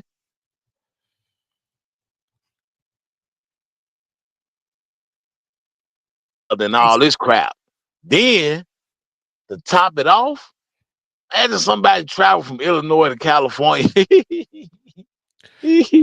just for Von. And that's Come where on, man. That's a long way, bro. it You gets ain't got messy. nobody that loyalty to do that, man. But that's where it gets messy, MC. I'm gonna be honest with you, man. One thing I've learned, man, I get messy because the streets got to heat, man. okay, listen to this. I get messy when this was they do in Chicago anyway. This was a piece of cake. Wasn't five niggas. You couldn't dream of five niggas to go do this for you. Personally. MC, you don't see some hungry shorties doing some shit like that though. You can't see I mean, I can see some hungry shorties doing that, but them niggas was hungry shorty shit. Yeah, That's all it take. Clearly, yeah, I agree. I mean, you flash some money in their face, and I mean, it's anybody a volunteer to do that down there. Anybody. That's everyday stuff, man. So to me, they still winning. Man, young boy can sit in that room and talk tough as all he want, man. Dude ain't shot nobody before, man. Dude ain't been out no action like Von them, dog. Them boys been doing shit since they was 12, 13, dog. Fuck out of hell no, I ain't nut riding them. I know they daddies and mamas. Fuck I'm nut riding them for. I'm saying they been doing shit like this for fun, nigga. They wake up, popping motherfuckers, nigga. That nigga been playing with water guns and niggas don't even know why they honor dudes. MC, play with water guns and had this. What up? Go ahead. No, I hear you, brother. I hear you. I hear the passion. I still can't believe you on the Trump train, man. I didn't see that. I didn't see that happening tonight. What's a train? I ain't no train, nigga. I'm just telling you what's real, what's right, and what's facts. I mean, what's talking about somebody else gonna do for us? Any one of them other people, none of them ain't gonna be for us, bro. None of them. Honest with you, because you know what I mean, and you spoke very passionately, but like, do you agree that there's certain things in terms of what felons can do that needs to change now that Trump's in office? Man, only thing they should be able to do is work, get a place or something like that. It shouldn't be held against them. I'm saying at least they touched the child or something like that. See, and I agree with that.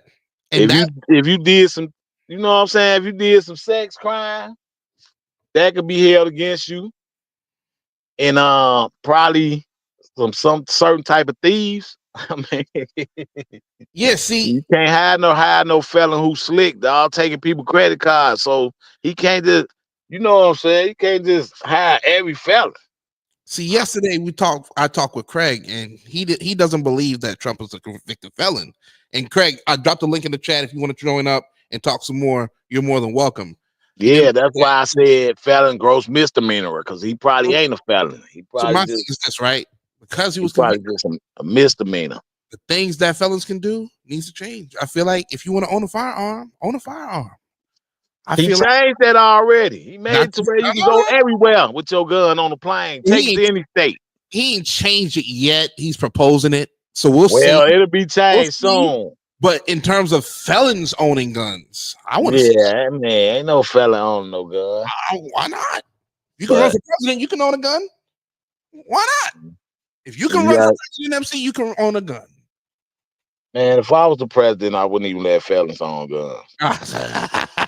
I'll make them go and sponge their record and do proper steps. I ain't gonna just hand out guns to felons, bro. Just saying. It ain't gonna work out right. The game's changed. I mean, to get a job, yeah. I'm talking about job. He changed. You convicted of a felon. Wow, don't even put that on the app no more. I'm saying, yeah, I'm just saying that part. But carrying a gun as a felon, man, come on, man. Every felon don't know how to work a gun. Craig Durbin, what's going on with your player? Jordan. MC, my brother. Hello, what up, Steve. Craig? Jordan. Hey, Craig. How you doing? Did you ever go look at the actual court case? Absolutely. Okay. In the court filing, they charged him with a Class E felony, which barely makes the bar for felony. Yeah. What he's been charged with is not really necessarily provable, because they're charging him for crimes that they can't really prove that he had his fingers in. They can prove that they might have had his lawyer, which has already been caught under oath with false testimony, that Michael Cohen has been caught lying under oath. They've caught him doing that. And they're supposedly Trump cooked the books. He doesn't do his books. I guarantee that 100% he does not do his books. So what he get convicted of? Gross misdemeanor? Well, they're Class E felonies, but they're all bullshit felonies. And there's nothing that they're going to make stick on him. My thing is they're felonies. And a jury of his peers found him guilty of 30. They're not a jury of his peers, though, Jordan. They are. They're jury. They're not. Jury. It's a jury, but it's not a jury of their peers. Right. We can't. They will throw that out of court. It'll be thrown out of court by the Supreme Court. Look at the rule of law and say it works in one case, but then it doesn't work in other cases. We got to be fair across the board. He in there now, man. It's too late, shit. He in there, man. The Supreme Court already threw it out. It's just this: there is a judge that is not following the rule of law. He's not playing ball with the rule of law. Well, I'll say they will be overturned. It's no different from his impeachment trials. I'll say this: a felon should be able to carry guns. They should be able to vote. No, to be able to not have. They can't vote. You can vote as a felon. Why people keep saying that, man? You can vote, man. I voted before, bro. As a convicted felon. Man, I went up there and voted. How they gonna know I'm a felon? Ain't nobody say nothing to me. Not supposed to.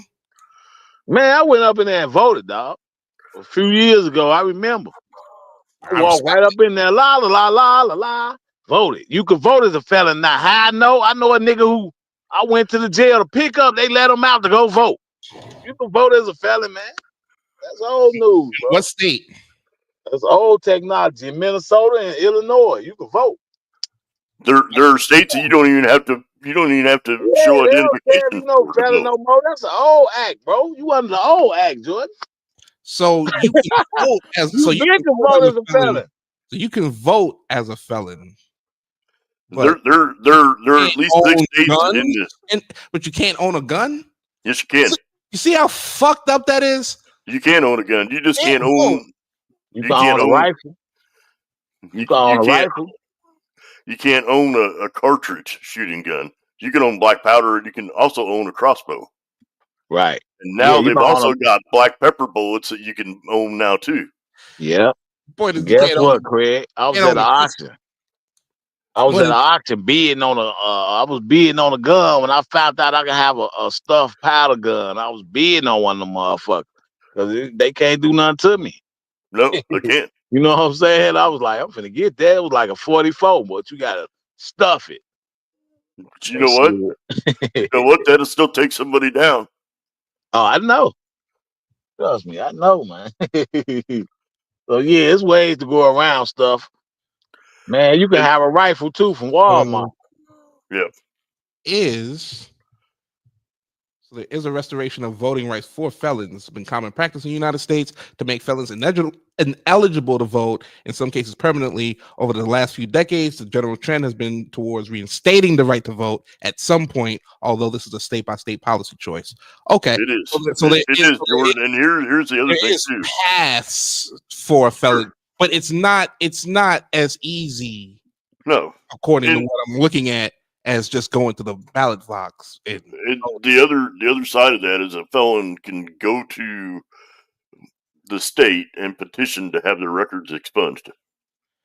It's That's not a what I guarantee that said. that can happen, but you can go through that process now. So Yeah, that's what I DC, said. Maine, and Vermont, you never lose the right to vote. So you can be a felon in those states and you never lose your right to vote. Exactly, dude. That's what I'm saying. So There I'll are be states that you different. don't even have to prove who you are to vote. so There are at that least 6 case, states that you can walk right in and vote without having any ID. so then in that case, that's why I say let's forget about all the stigmas of a felon.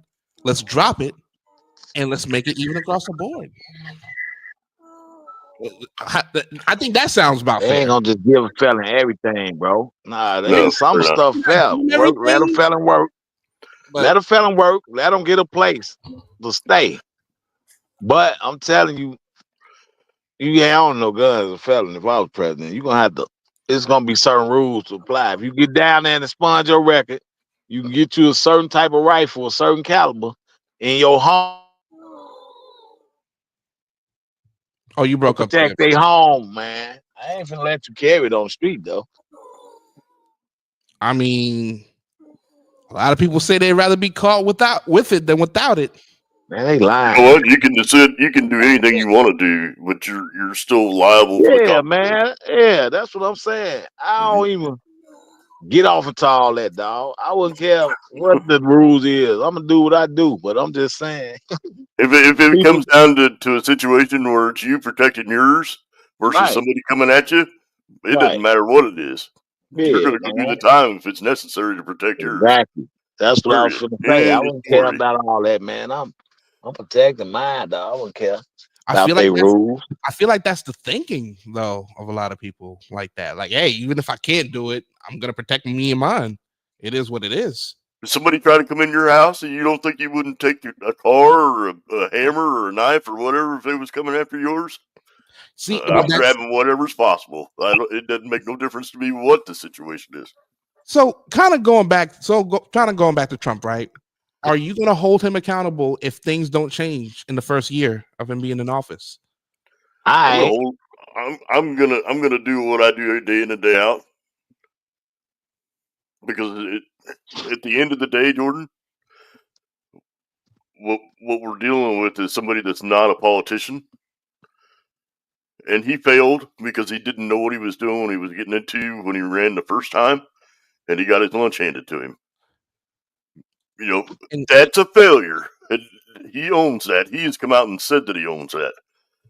This time around, he knows he's been there. He's been through this process before, so now he knows.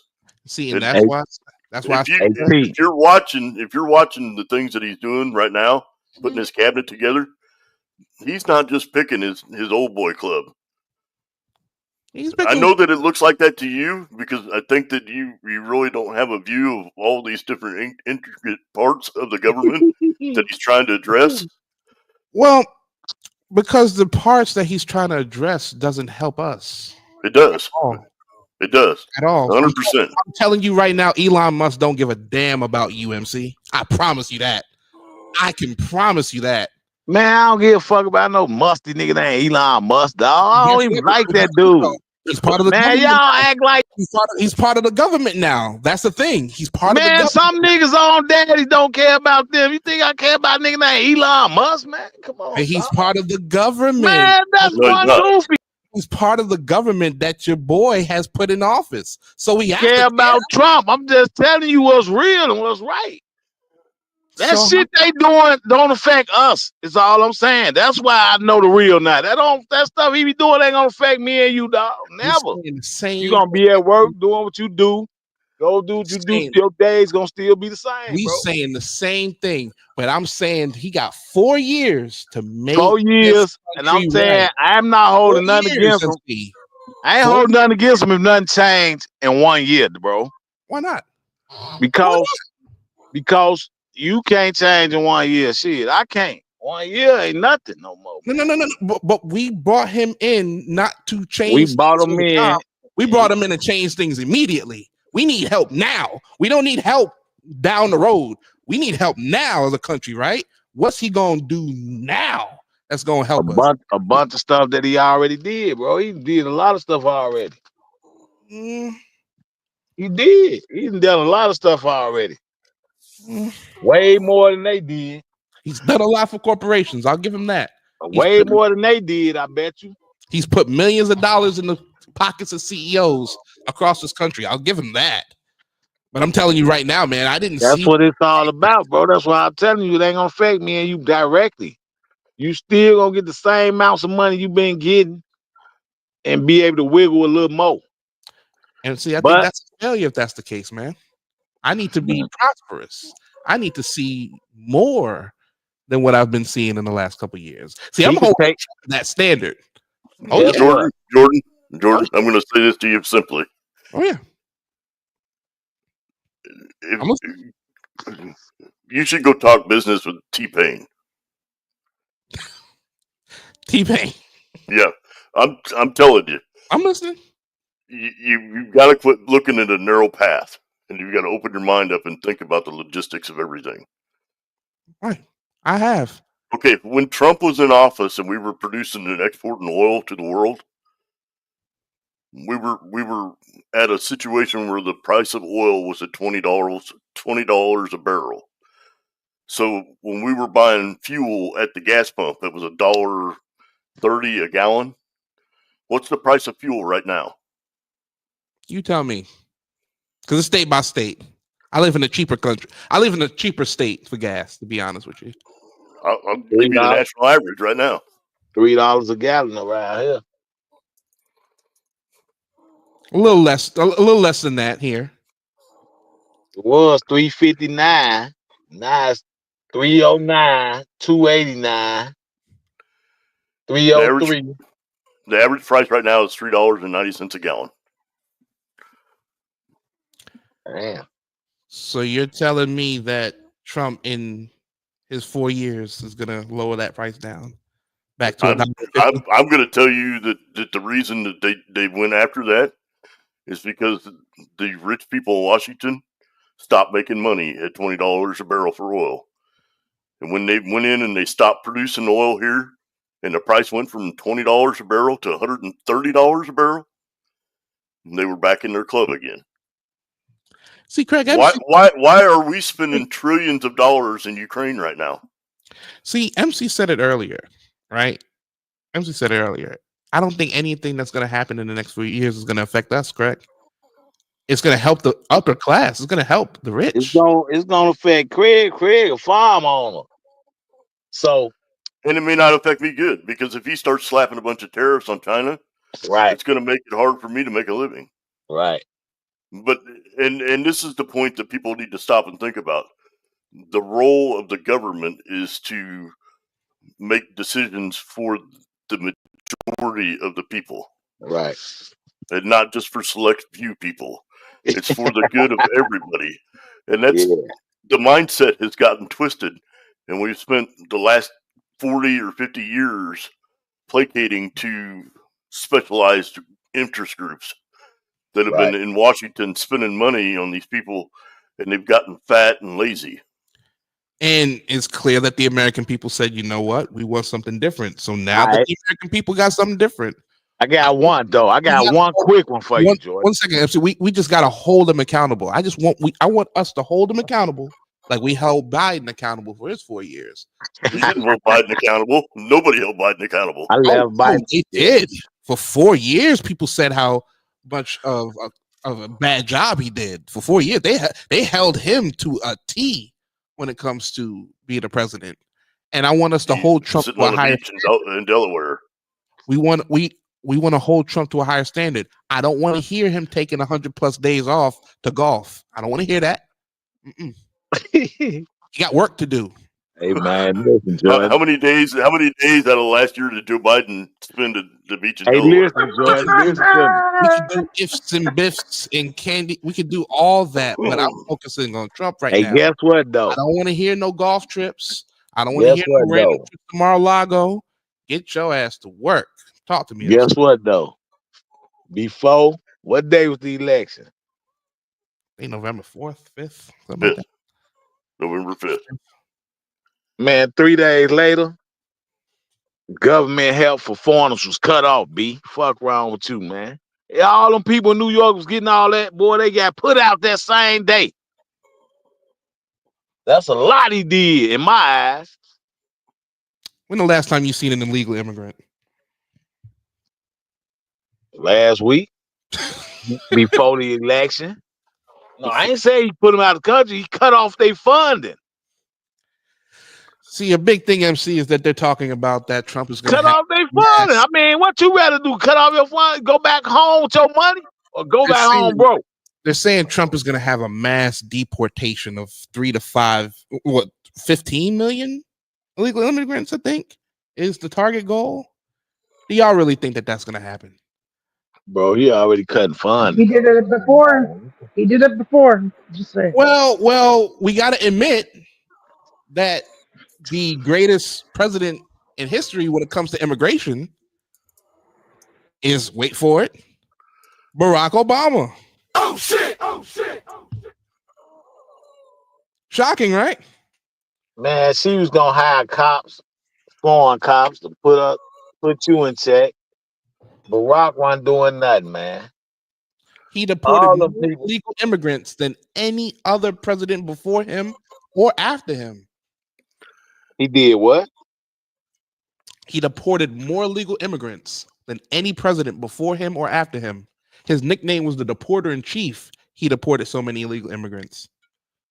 He ain't deported enough shit. I'm just saying, when it comes to immigration, Obama was tough. He don't get credit for that.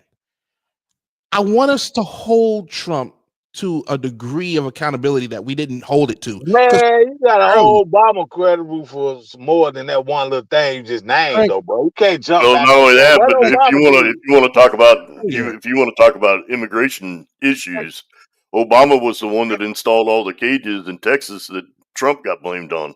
Well, here's the thing about that, right? So how come are we upset about the man who built the cages?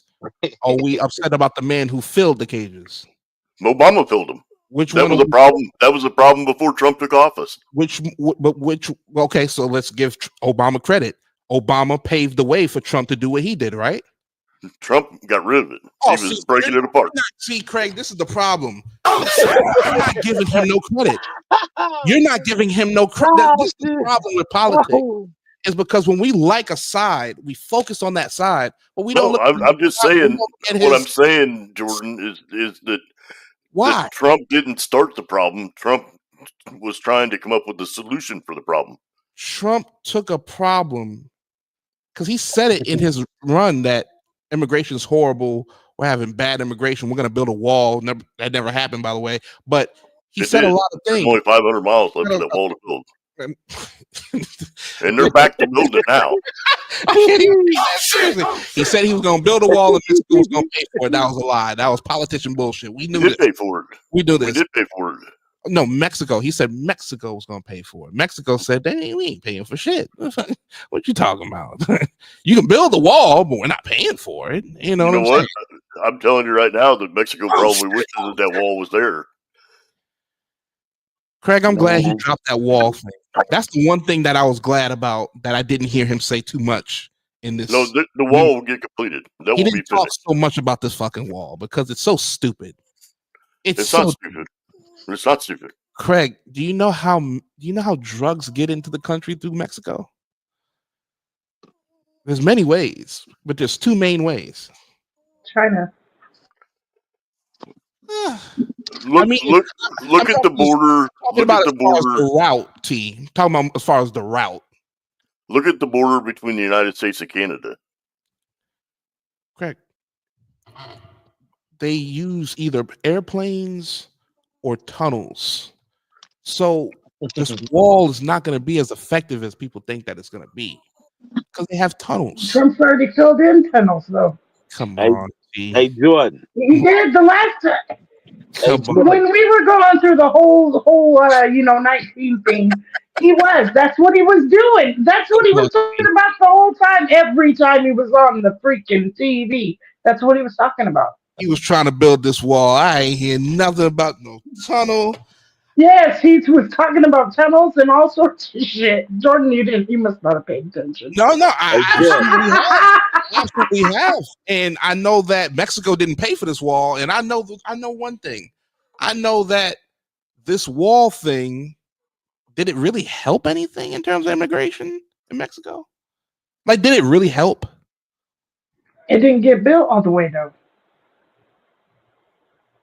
Hey, and Jordan. you know what? If you go back and look at the footage that they have of the people that live on the border where the wall wasn't completed and the amount of issues that those communities have had, and if you look at Governor Abbott busing people out of Texas because it was crashing the state economy because they couldn't afford to keep up with the people that were coming across the border.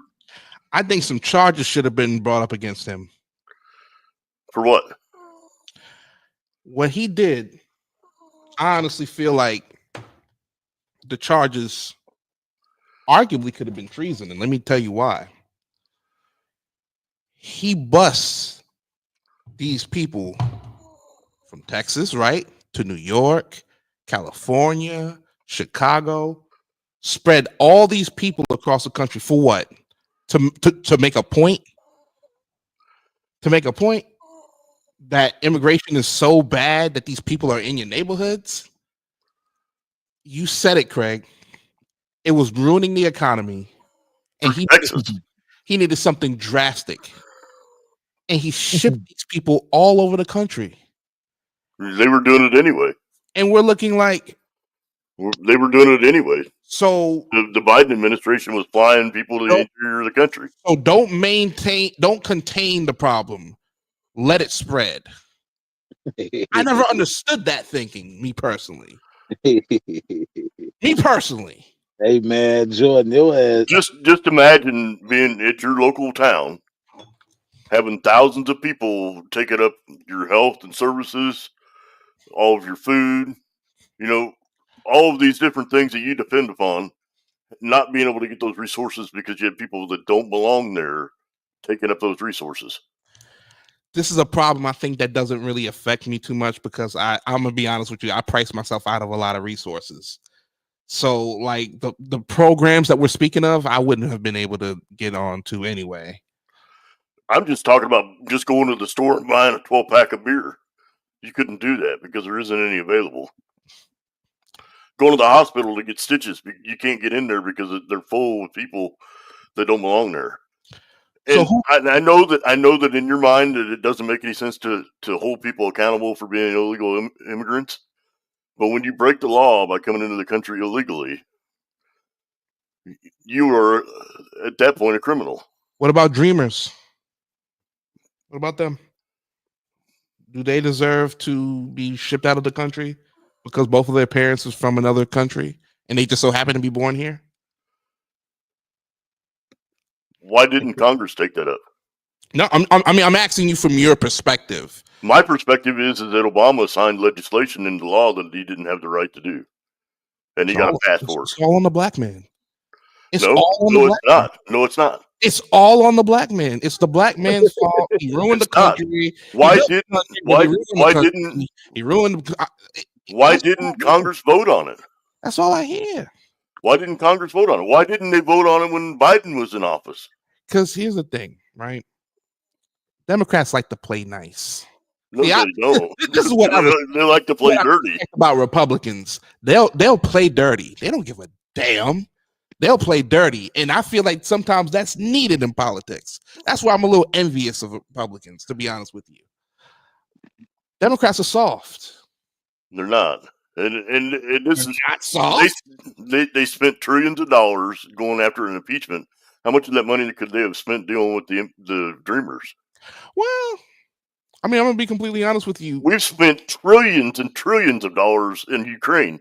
How come we didn't do part of that money for the Dreamers? Well, here's the thing. There's no thing on it, Jordan. Explain it to me. Ukraine. Let's put Ukraine out of the way. Let's take Ukraine out of things. I'm more concerned about what's going on in Palestine than what's going on in Ukraine. Trump is buddy with Putin. Let's not worry about Ukraine.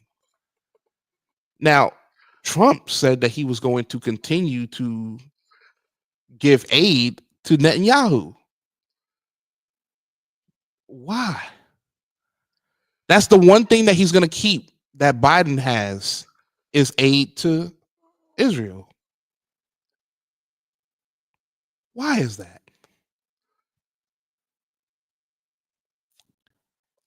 Mighty interesting. Think about it. Because their number one issue is Iran. What do you think Trump's number one issue is right now?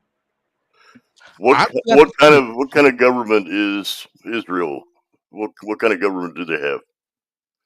Craig, why do you do this to me every time we get on the show together, man? I'm just asking you a valid question. No, but like, do you look at me as some like Democrat thumper? No, I'm asking you a question that you should be able to answer because you should be looking up the information and having a conscious decision on this. No, absolutely, but I'm just letting you know, like, when you look at the Middle East as a whole, most all of that is dictatorship. Right. Israel is the only democratic state in that whole entire region. What is the United States?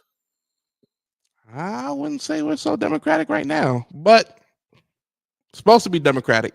We're obligated to defend the free world. It's never going to happen in the Middle East, though. It will. It will. Not in the Middle East. And this is the point we go back to this conversation about Trump. The United Nations, which was something that the United States formed. We started the United Nations. And why have we been carrying the responsibility of all the members of the United Nations for years? And when Trump came into the office in 2016, he said, you know what? We're tired of paying the bill for everybody. We need a break. If you're going to be part of the UN, step up and pay your bill. That's great hearing that from Trump. I'm just saying. But right now, there was a news story out today that came out today. The Pentagon cannot account for $800 billion in their fund. And how do you not know where you spent $800 billion at? So I kind of want to get to a point where I'm trying to understand at what point will you go, this is not working. This Trump thing is not working. Because I hear a lot of optimism, and I think that's good for an incumbent president. But I want to know at what point do you go, this Trump thing is not working again? At what point do you say, you know what, I'll have an open mind and just see what it is? I can't do that with a devil that I know. You don't know the devil. Oh, I do. That's the problem. You don't know the devil. Oh, I do. I know this man. Oh, I know this man. You don't. You haven't done the research on it. I can tell you. I know this man. Tell you haven't done the research on Trump. See, I'm gonna be honest with you, Craig. You look at me like I am a Democrat thumper. I'm this like Gen Z guy. I don't. And I'm telling you that my perspective is not. It's different, but I'm telling you my perspective is not as radical as you may think. What I'm going to tell you, Jordan, is that Trump supported all of the Democratic people up until the mid 2000s. And he was pouring billions of dollars into the Democratic machine, hoping for Yeah. change. Oh yeah, and I definitely seen those pictures with him and Bill Clinton and Hillary Clinton. I'm gonna ask UT, and I'm gonna ask MC. When you look at me, do you think I'm some Democratic pusher? Like I push Democrats on people? I wouldn't say pusher. Okay. MC, you still there? I Yeah, think I'm you're here. more of an independent, but you don't like Trump. That's the way I look at it. Man, I think you worried about the wrong stuff, bro. Talk about it. Talk about it. Tell You me the right. going off on this man like he doing something. He gonna do something for you personally. I'm saying, like, damn, you got he your next door neighbor, man. I've I'm just seen saying, you worried about stuff you ain't got no control of. We ain't got no control of. Even if he fixed those certain things, you wouldn't know about it, man, for a few years. so All the stuff he doing now, you ain't gonna hear about it for a long time, bro. Even if it's a couple of things, we ain't gonna hear about it that same day. so do you I guess I'm trying to formulate the question. So do you think that enough is you think there's gonna be a point where enough is enough with him? Like, is there anything that this man can do wrong at this point? Is where I'm trying to get at. Man, not for his people, he can't do wrong, but I, you I agree there. know what I'm saying? I He agree there. can't do no wrong in them people's eyes. So, but we all know everybody can do some wrong, man. So, And I'm not saying that I agree with everything that the man has said, Jordan. I'm just saying from a standpoint of where we are as a country right now, he's the Jordan only just person don't that like him, stood. man. He doesn't like him, but he's the Jordan only don't person like that him. He stood don't up want him and in said office. He don't want him nowhere around here. But see, I don't he's the only person that what stood up and said, "I have a plan." I don't like what he represents. I don't like what he represents. He represents you. Nah. He don't see me as a person. He I don't sees think everybody as a person. I don't think he sees me as a person. I think he sees me as less than. I'll ask you this: do you think that you're more important to him than you are as important to Kamala Harris? Do you think that Kamala Harris really cares about the country or the people that are in the country? I think that she cares more about the oath that she put up versus Trump, who's loyal to his business. See, I don't think so. I'm against corporate rule. See, I'm a capitalist, and I You're have not a capitalist if you're against corporate rule. I have to be a capitalist because I live in America. That's just what it is. I have to believe in the dollar, and you know, I got to believe in the bottom line and whatnot. But in terms of corporate rule, I don't like it. It's damaging. It hurts the people. You can't be a capitalist and be a socialist in the same sense. That's where I think we're wrong. I think we can be both. You can't. When we give aid to Ukraine and give aid to Israel, that's socialism. When we No, give it isn't. guns to these Middle East countries, that's socialism. That's just bad policy. That's bad foreign policy. That isn't socialism. I mean, if you want We to look need to at stay What out of their they business. do that under the guise of humanitarian aid. because if we want to look at the definition of a socialist, I mean, it speaks to tell. Let me go ahead and pull it up. Socialist. Let's check it out. Let's go to Merriam-Webster. nigga, baby Google, man, he looking Let's shit see. up. Antivarious egalitarian. What the hell is that? Does anybody know that word? Egalitarian. Click on it. It's got a hyperlink. Click on it. Egalitarian. Click on it. Click on the hyperlink. Follow the information. No, but have you ever? I'm asking. Come on, Craig? Don't, Craig. I've never heard of the word. Like, I'm just asking. Like, have y'all ever heard of this? So, policies for the redistribution of wealth. That's Yep. interesting. And this is the breakdown in socialism that people don't realize or understand. Is it's the redistribution of your wealth. It's not the redistribution of everybody's wealth. It's a redistribution of your wealth. Because the people who are on top are always going to stay on top. But what they're going to do is take everybody else and throw them into a big pool and say you get nothing and you're going to be happy with that. And this is where I wanted Trump to be different. I wanted him to be different in that regard. Because I believe that the corporate CEOs have been doing that, like you just said, to the lower worker for decades. And I do believe this is why I'm going to be honest with you. I know what y'all are going to say. This is the problem with that thought, though, Jordan. I was a Bernie guy. Okay, Bernie guy. But this is the problem with that.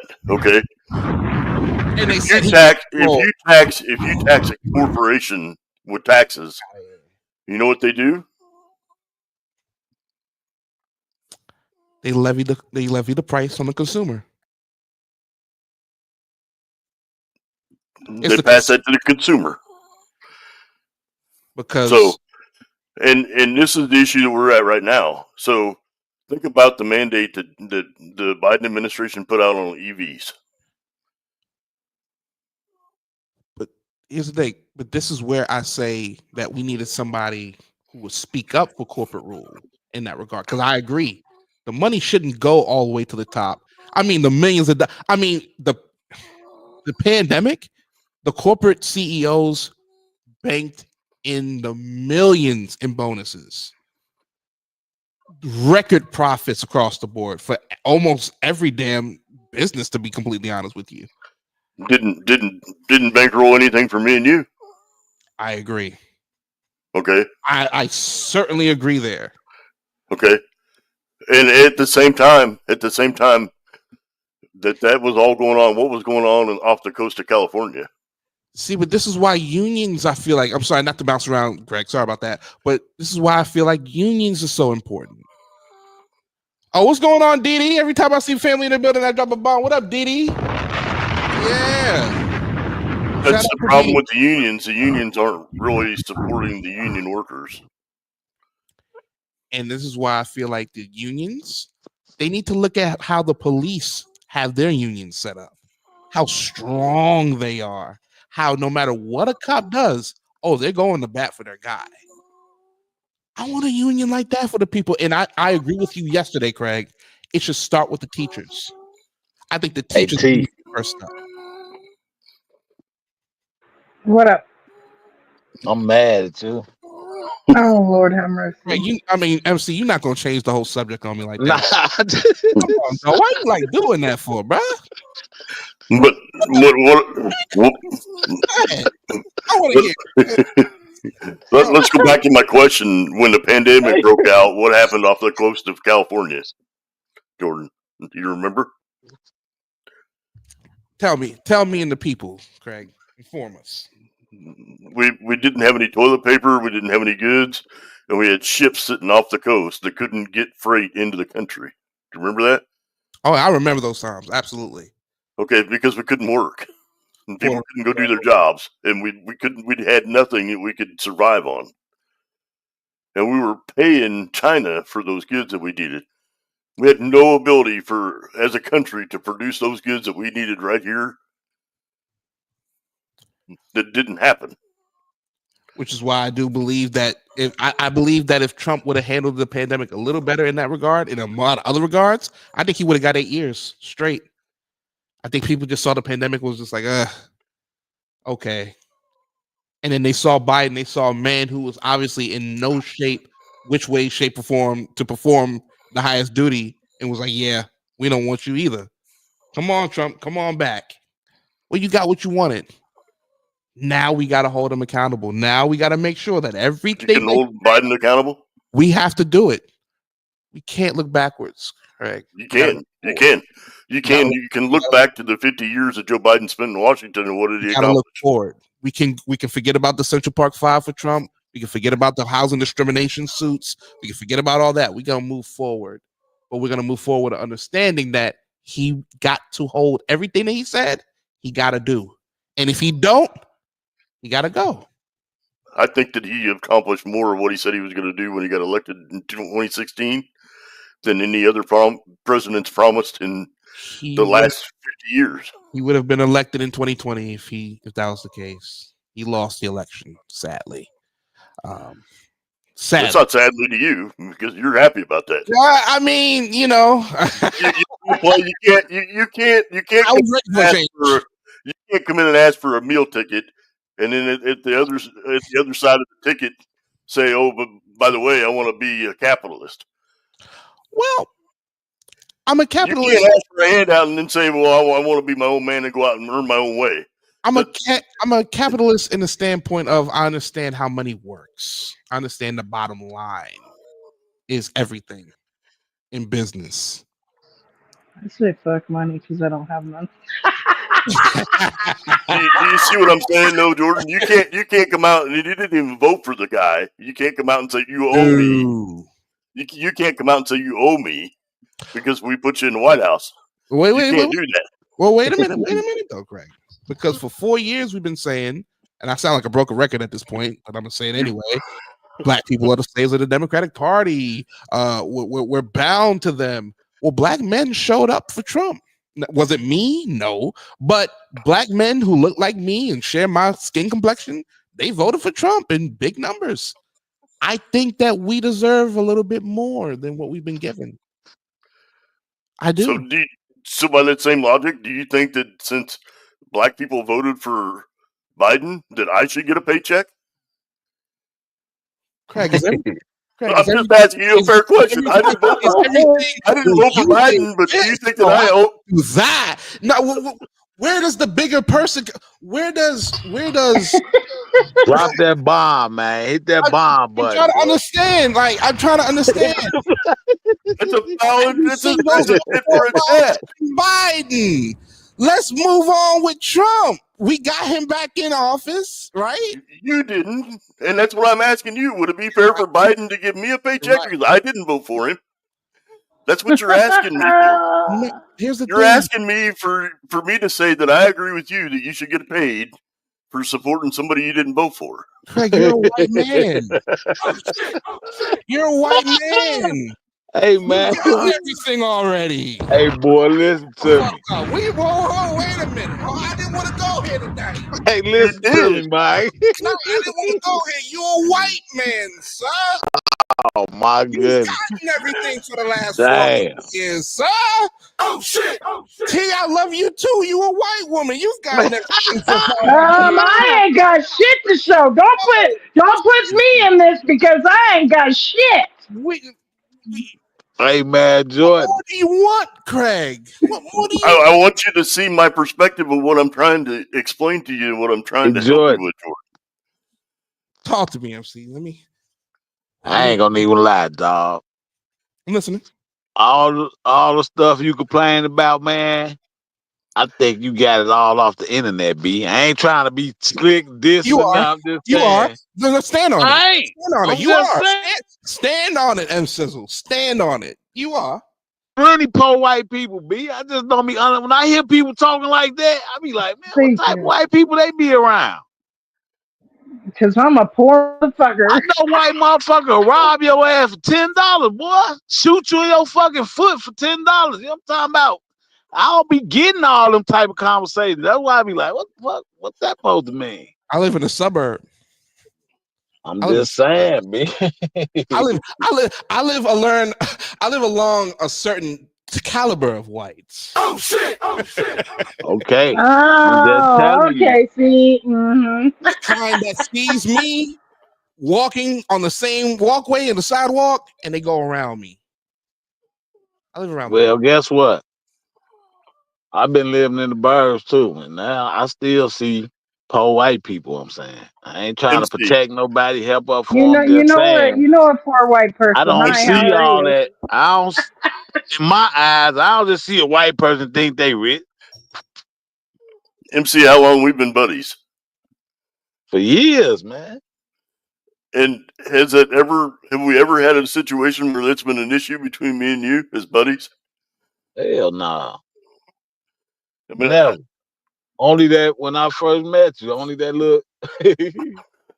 So how we first But I met, came that at you was it. straight, though. I mean, did I not Right. come at you straight? I was straight up with you. Yeah, hell yeah. I mean, shit, come on, man. I don't even What I'm trying to say to Jordan is that we're Americans. right. We're all human. We live in the greatest country in the world. You can be anything you want to be in this country Hell yeah. I if you're already willing to know. do the work. And Jordan, you can't convince me otherwise because MC, do you hear this? Yeah. Pull yourself by the bootstraps is what I'm hearing right now. no, that's not what I'm saying. What I'm saying is, and then this is why I told you that I wish that you could have that conversation that I've had with T-Pain. Man. I'm listening. Because one of the things that he says to people, and he says it often in his live streams, is you go to work for somebody else from 9 to 5. When do you work for you to improve your situation? When do you put in the work to dedicate to get yourself to a point where you are empowering yourself? I have been paying a mortgage since I was 25. I'm not saying that you're not, but what I'm trying to ask you, and this is what T-Pain says to people: what are you investing into yourself when you're not at work, and how much time are you spending investing into yourself when you're not at work? I spent thousands of dollars in school. I like to consider this a little bit of an investment into my dream, which is to be, to own a media company. Okay, and Um, that I'm not saying that you're not, Jordan. What I'm trying to get you to focus on is oh, there's nasty. a value in that time to you, right? Absolutely. No, absolutely. So And versus the people that don't do that. I mean, and think about that: the people that go to work, they work at a $10 an hour job, and I'm not at whatever it is. I mean, it could be $20 an hour, it could be whatever, and they go home and they do nothing for the rest of the day, you know what? I'm gonna be and honest. they're content with that. They're content with that. For the longest, I'm gonna be honest with you. You're right, T. This is a great conversation. I was that person. Let's get deep and interpersonal here. I was that person. I'd be working, like you said, 9 to 5, and I get home and I'd be tired. I'd be tired for the day. And you're right. I wouldn't work on myself because I'm so tired from putting in the hours just to pay the bills that I'm not working on myself. I'm not working on my dream. I'm not working on my side hustle. This is where, for me, and I'm getting personal here because this is where, for me, it's so important that we're paid a living wage. It's I not even a living wage I in heard, my mind. That's not a living wage. but I heard a lot about immigration. I've heard a lot about the economy, and I agree with that. But the one thing I want to hear is wages, especially for those who work in corporate. You know, um, $20 an hour Seeing is not that. a living wage. It's not. And we got to go back. We got to go back to this conversation though, because I want you to understand my point of view, my perspective. Yeah. Let me just say, Craig. Depending on the state that you live in, I mean, I know in North Carolina, a living wage is technically over $25 an hour. It depends to state to state, is my point. It does, But and those like, are decisions that people make. So if and you're in a state that you can't afford to live, at what point is it equitable for you to get out of the state and move to another location where it's more affordable? but see, and that's the thing. It's a lot of people don't have a lot of options in terms of like They affordable don't. housing. They don't. They And don't. that It's sad, man. I'm telling you, I've been through it, man. It's sad. I know y'all look at me sometimes as like that kid that don't really know too much, but I'm telling you, I've been through a lot in the last 10 years. Like I've had to really learn a lot on my own, I'm especially gonna I'm just gonna go right out and say this right now, Jordan. If I didn't value you as a person, and if I didn't value your time, I wouldn't even mess with you. there we go. Period. You know what I'm saying? I'm here because it's important to me because I think that you have the keys and the potential to be great. MC could tell you, we've been buddies for a long time. We've seen a lot of people come and go on YouTube. Yep. Yeah. Thousands of Yeah. people. I Thousands told him. of people. I told You know, Jordan I was mad as fuck at him because he walked away. Like, nigga, he walked away from us. He ain't walked away from YouTube. I started working in telecommunications at $7.25 an hour. The federal minimum wage, $7.25. Yep. Okay, I worked my normal hours every day, and then I would work an extra 5 hours off the clock after that every day to improve my skill set to get me to a point where I was making $30 an hour. I did that because it was an investment in me. And then I got to the point where if I didn't make $300, I didn't go to work. And MC could tell you. I mean, he was around me right at probably about the highlight of my career. There were days that I didn't work because I wasn't going to make the money that it was worth to go to work. And if you don't mind me asking, how old were you when you was making the $7.25? How old was I? 22, 23. And then when you went to 30, how old were you? If you don't mind me asking. Probably my mid-30s. Mid-30s. Yeah. So, you know what I'm saying?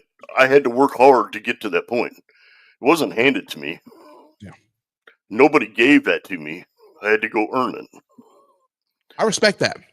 And that's what I was saying about what T-Pain said. You know, if you're not investing into your mindset, into your skill set, into what your dreams are, then you're not going to get a return on that investment. No, I respect that. And that's what I say. We're in the greatest country in the world where you can do anything you want to do. We're in the greatest age right now. We have information at our fingertips. MC, you have more information right in front of you right now than what people did 50 years ago. Yeah. MC, to your point, man, I'm gonna be honest with you. Like, you know how it is when like the money get tight. Yeah, you know how you gotta like buckle down and shit like that. Yes, sir. That's kind of what it was, right? Like, Yeah. I'm gonna be honest with you. Like y'all said, time is the most valuable asset. I was looking at it like, damn, I'm spending hours on here. I'm not getting paid for it. Something gotta give, and it was this. But then I realized, damn, I am giving up on my dream that way. Yeah, that's why I'm telling you, man. You think overnight is really overnight. But overnight can be 3 to 5 years, bro. Yeah, but that MC, That but that's ain't the thing. nothing. I'm at that point though. You know what I'm saying? I came on YouTube, what, 2019? Yeah, but I'm just saying, you was giving up then every other week. Oh man, I'm taking a break. I mean, but I'm taking a day. I'm like, damn. TV shows do, but that's what your favorite When TV you see shows do. Your favorite TV We show were talking. do episodes every day. You see He's a motherfuckers on this limited bitch dumping edition. 5, 6 videos a day, man. You blink, There's some niggas you be on this bitch so blink much. I'm Saturday Night Live. I'm Law and Order. I'm Man, take a break to you every You week. ain't Oh, I'm weekly. taking You're freaking. I mean, you're once a year, twice a year, 3 times a year, yeah. maybe if we Oh, wait a lucky. minute. I mean, that's what you are. I'm just saying. And then he walked away, T. Nigga just woke up and said, I'm gone. Ain't come back or nothing. Wait a minute. Y'all ain't giving me my credit. Like, man, delete the channel then. You gonna do all y'all that? not giving me my credit here. And it's hurting my heart right Man, now. I gave you your credit. You a cold guy. Nah, but you I'm gave We've been up for telling no you for reason. years, Jordan. We've been telling you for years. You deserve so much more than you give yourself credit for, like I do. I fall flat on that.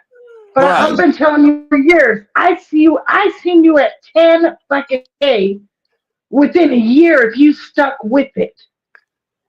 Yeah, that's what I'm saying. T ain't give up. Nigga, T been through the ring on this motherfucker. She ain't walk away from this shit. Me though, but y'all saw me coming on here every week. Y'all saw me on here. Nah, that ain't. Hey, listen. Come on, bro. When the last time you seen somebody on camera for 3, 4, 5 hours? Who doing that? A lot, A man. lot. People on there. A lot. A lot of people on there for 20 hours. B, don't do that. It be people on there for 19 hours. They're like this though. They're not on camera. They're an Oh yeah, they are. Yeah, they are. No, they're on Man, camera. come on, Jordan. Man, we used to be on live for days, bro. Trust me, man. It's people on there. Man, they looking at the little hours you did. Hey, that ain't nothing. They like, that ain't nothing. Man, We motherfucker, leave pulled that down a camera live running all stream week, boy. for 12 hours at a time, didn't we, MC? Even Hell if you were We yeah. just used an to lock it avatar, down. just putting in the work is Man. man. You don't even need to be on camera. Your cadence and the way you talk and the way Right. you break shit down. I'm trying to tell you, like He worried if about you the would have wrong stuck stuff. at it, you would have been at 10 freaking K in a year, Oh, a year pretty and a half. boy Trust ass me. Hey, nigga. He want to be on camera and I shit all the can't do it time. every day. I can't do it every day. Y'all ask me to do it every day. That's the only thing. I can't do it every day. Jordan, what you got to do is you got to lock out a time, one day a week for an hour. Period. You got to lock it down and just say, "This is what I'm going to do, people. This is my day. This is my hour, and this is where we're going to be. We're going to be right here, this same time every week. This is going to be my spot. Turn out." Man, I'm just saying though. What be tripping me out is how easy this stuff is. Like, And you know what? You could be mad at the StreamYard stuff. Big deal. You got Discord, bro. yeah, Do everything. Discord with OBS.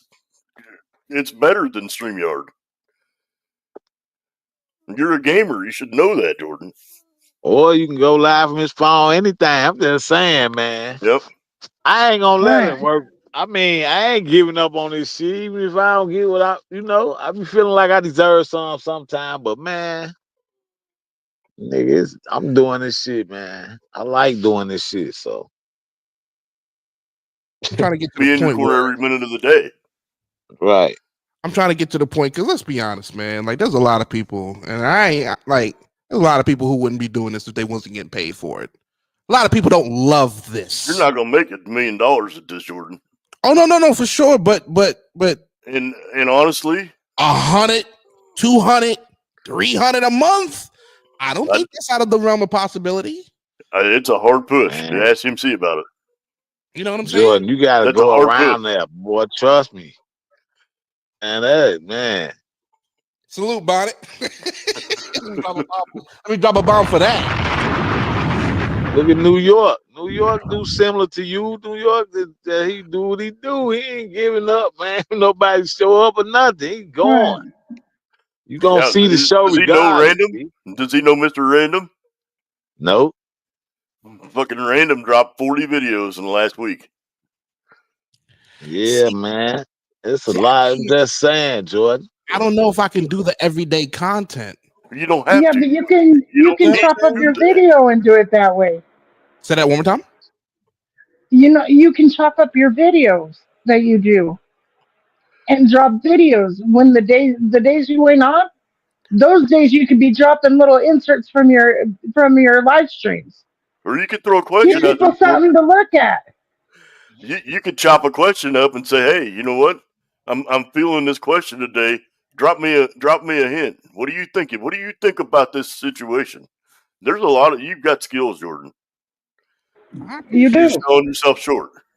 You could skills. drop a you could Been drop a telling them social that for media years. video every other You day, see how he and still don't understand, nigga. If motherfucker ain't lying to you, nigga. You got skill.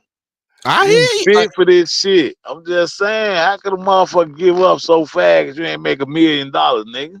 It ain't about $1 million, man. It's about $1. Man, that's the only thing that's worth complaining about nowadays. Shit, if it ain't $1 million, I ain't even getting nobody If you business. don't, Like, Jordan, My you mentor, should Star, know. you know what I'm saying? Somebody who, you know what I'm saying, the inspiration would say if it don't make dollars, it don't make sense.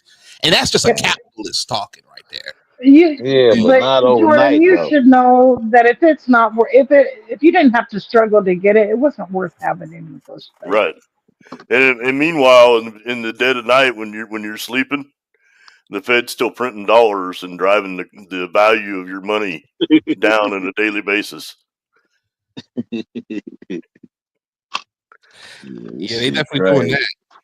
And you know what? That ain't a Democrat problem. That ain't a Republican problem. That's a federal government problem. Man. Because that's the one thing I can tell you right now is that's one thing that I do expect Trump to deal with is the national debt. We spend more money right now on interest payments to the national debt than we spend on our defense budget, which I can't even tell you what they're spending the defense budget on. It's a couple, and I know it's a couple $100 million. billion. Excuse me, a couple hundred billion. Our daily interest is more than that, dude. In defense, that is. They're spending $850 billion annually on the defense budget, and we're paying way more than that in interest on our national debt. Interest payments. We're not touching the debt. That's the interest payment. Drop a bomb on that one. Interest payments, Jordan. Interest payments. I mean, that's our national credit card. We're paying more on our national credit card than we're paying to defend our country. Michael Pan says defense spending on big corporations. That I agree with. Michael Pan, I don't recall you, Michael Pan. I'm gonna be honest with you. Hey, welcome. Well, welcome. Definitely want to, say salute to the newer viewers for sure. We having you're witnessing a family conversation right now. Oh shit! And that's what we're trying to tell you, Jordan. You got to quit fixating on thinking that the 4 years of Trump's presidency is going to just magically make all the problems go away. Well, that's why I want people to understand. But I feel like the opposite is true too, though, Craig. People do think that he is going to change things overnight, and I just want a standard to be held. Just a standard. Just a standard. That's all. So, like I said last night when we were talking about this, give the man 4 months and see where we're at in 4 months. Bet. Damn, 4 months. I can do that. Now, see, because you're talking day one, he wants to hit the ground running. You're talking business, and in business, everybody knows that they go off of quarters. So I'm with you. Give the man 4 months. He wants to hit the ground running day one, and he's building a team right now. I'm with you on that. And I encourage you to go look at that team. From the house go look at his team. Go vet those people. So 4 months, I'm gonna be like Craig, MC. Game, if you watch it, I'm be like, Game, come on over. Let's have a huddle. Let's have a huddle. What game at, man? I'm glad you leaving me out of it because I ain't in this shit. You already know what I say. Fuck the government. See, I'm gonna talk to you too because you're in Utah. So wait, hold on. Jordan, I'm going to ask you this: if he does bring some change in 4 months, is that going to change your impression on the Republican Party? Not on the Republican Party, because I believe it's split. I believe there's the MAGA crowd, and then there's the old guard conservative crowd. I believe your party's split. So is the Democrat Party. I might, but we're talking. Damn it! Because you got the Bernie crowd, you got the Biden crowd. Talking Republicans right now. You can't help yourself, Craig. We ain't talking Democrats. We're talking Republicans right now. We're talking all of it. It's Washington D.C., Jordan. And this is why I say all work together. Republicans, Democrats. There's no one party that's better than the other. They're the same. There's two sides of the same coin, is what I say. Yeah, they are. I'm glad that me and you can agree there, because there's some that don't agree with that. And that's what I've been trying to tell you this whole conversation, that Trump is neither one. Yep. He ran on the Republican ticket because he couldn't get on the Democratic ticket. You're one of the first that I've heard. Oh, somebody's here. Hold on, who's here? Oh, Michael. Now hold on. Give me 1 second, y'all. Hold on, give me 1 second. All right. Michael Pan.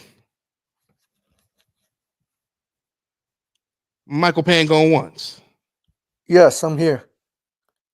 Hello, sir. Hey, how you doing? All right, and yourself? Good. So I asked this to every new person who I come across. How'd you find me, bro?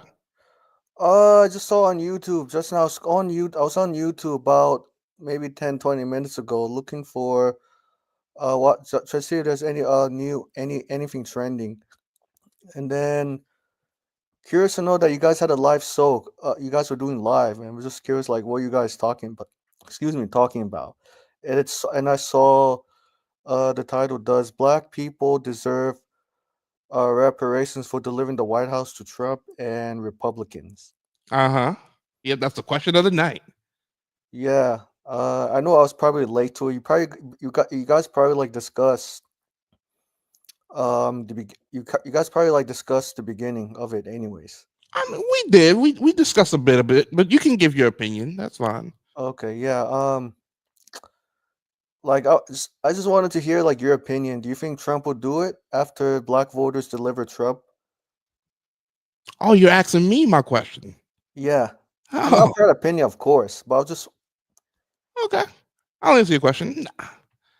Nah, reparations isn't happening. It's never gonna happen. Not for black folks. and why do you say it's not going to happen, even though more black voters this time voted for Trump than they did in 2016 and 2020? I agree with that. See, Michael, I believe that while Mhm. black people do deserve some kind of mention or some kind of how can I say this? I do feel like that they should take ownership in the fact that they did help bring him to the White House again. Mm-hmm. But in terms of reparations, nah, that's not happening. I don't believe that's ever happening. Even though I will say again, I think black people do deserve a little bone. They do deserve a little bit of something because again, and I said before, I'm gonna sound like a broken record. We've been told for generations that we're slaves to the Democratic Party. Right. Black men clearly shown that okay, we see what the Democrats are doing. We don't like what the Democrats are doing. Let's move on. Let's give Right. Trump a try for the second time. Okay. I think that's worthy of something. And when you say that you expect something a little more substance out of it, like what does that substance look like in terms of let's say in terms of government distributing resources to the black community or to black individuals? Like, what does it look like to you? Well, I got to hear some policies. I do know that the George Floyd Voting Act was shut down. I mean, the Policing Act. It was actually George Policing, Floyd there we go, Policing Act. Policing Act. Thank you very much. You're Was welcome. shut down by a Republican Senate. So Mhm. I do believe that maybe a policy, maybe a policy. Okay. But Trump said that he was going to give police I mean, automatic immunity, so we can forget about any policing bill. right. I'd like to hear a good bill, maybe. Like I said, I don't believe reparations is coming in the form of like a check. I think that is just fantasy la la land thinking. Well, I mean, I would have to push back and ask you personally, do you support cash payment reparations for Black American freedom of chattel slavery? And if so, did you also did a lineage test to make sure, like, you know, where your ancestors came from, you know, generation after generation, Oh wait, generation. well, sir, hold on. Sorry, I know No, I'm wait. asking two strong questions. No, wait a minute, because I don't believe that. Again, I say that reparations is not going to happen. Oh, I So know, right? Well, I mean, who knows? But I'm saying like personally. I mean, I'm asking you personally. personally, do I? I guess I'm a little confused. Like, Repeat your question again. Sorry. sure, okay. I know it's a two-pronged question. I know it's a little too much to ask. So I'll break it down first. Okay, so the first question is, do you support cash payment reparations for Black American freedom of chattel slavery, given your lineage? I mean, I will say that although we were given, I guess some rights, right, after slavery was abolished, blacks were never given like a payment or anything that we would qualify as reparations. So when I think of reparations, I think of what the United States did for Japanese Americans in the internment camps in World War II. Right. They did get compensation for their, for the atrocities that was going on. So when I think of reparations, automatically, me personally, I go there. I don't believe that those payments is going to happen, but do I think that black men or black people that has direct ancestry Mm-hmm. to some of those slaves? Yeah. So I yeah, would agree with that.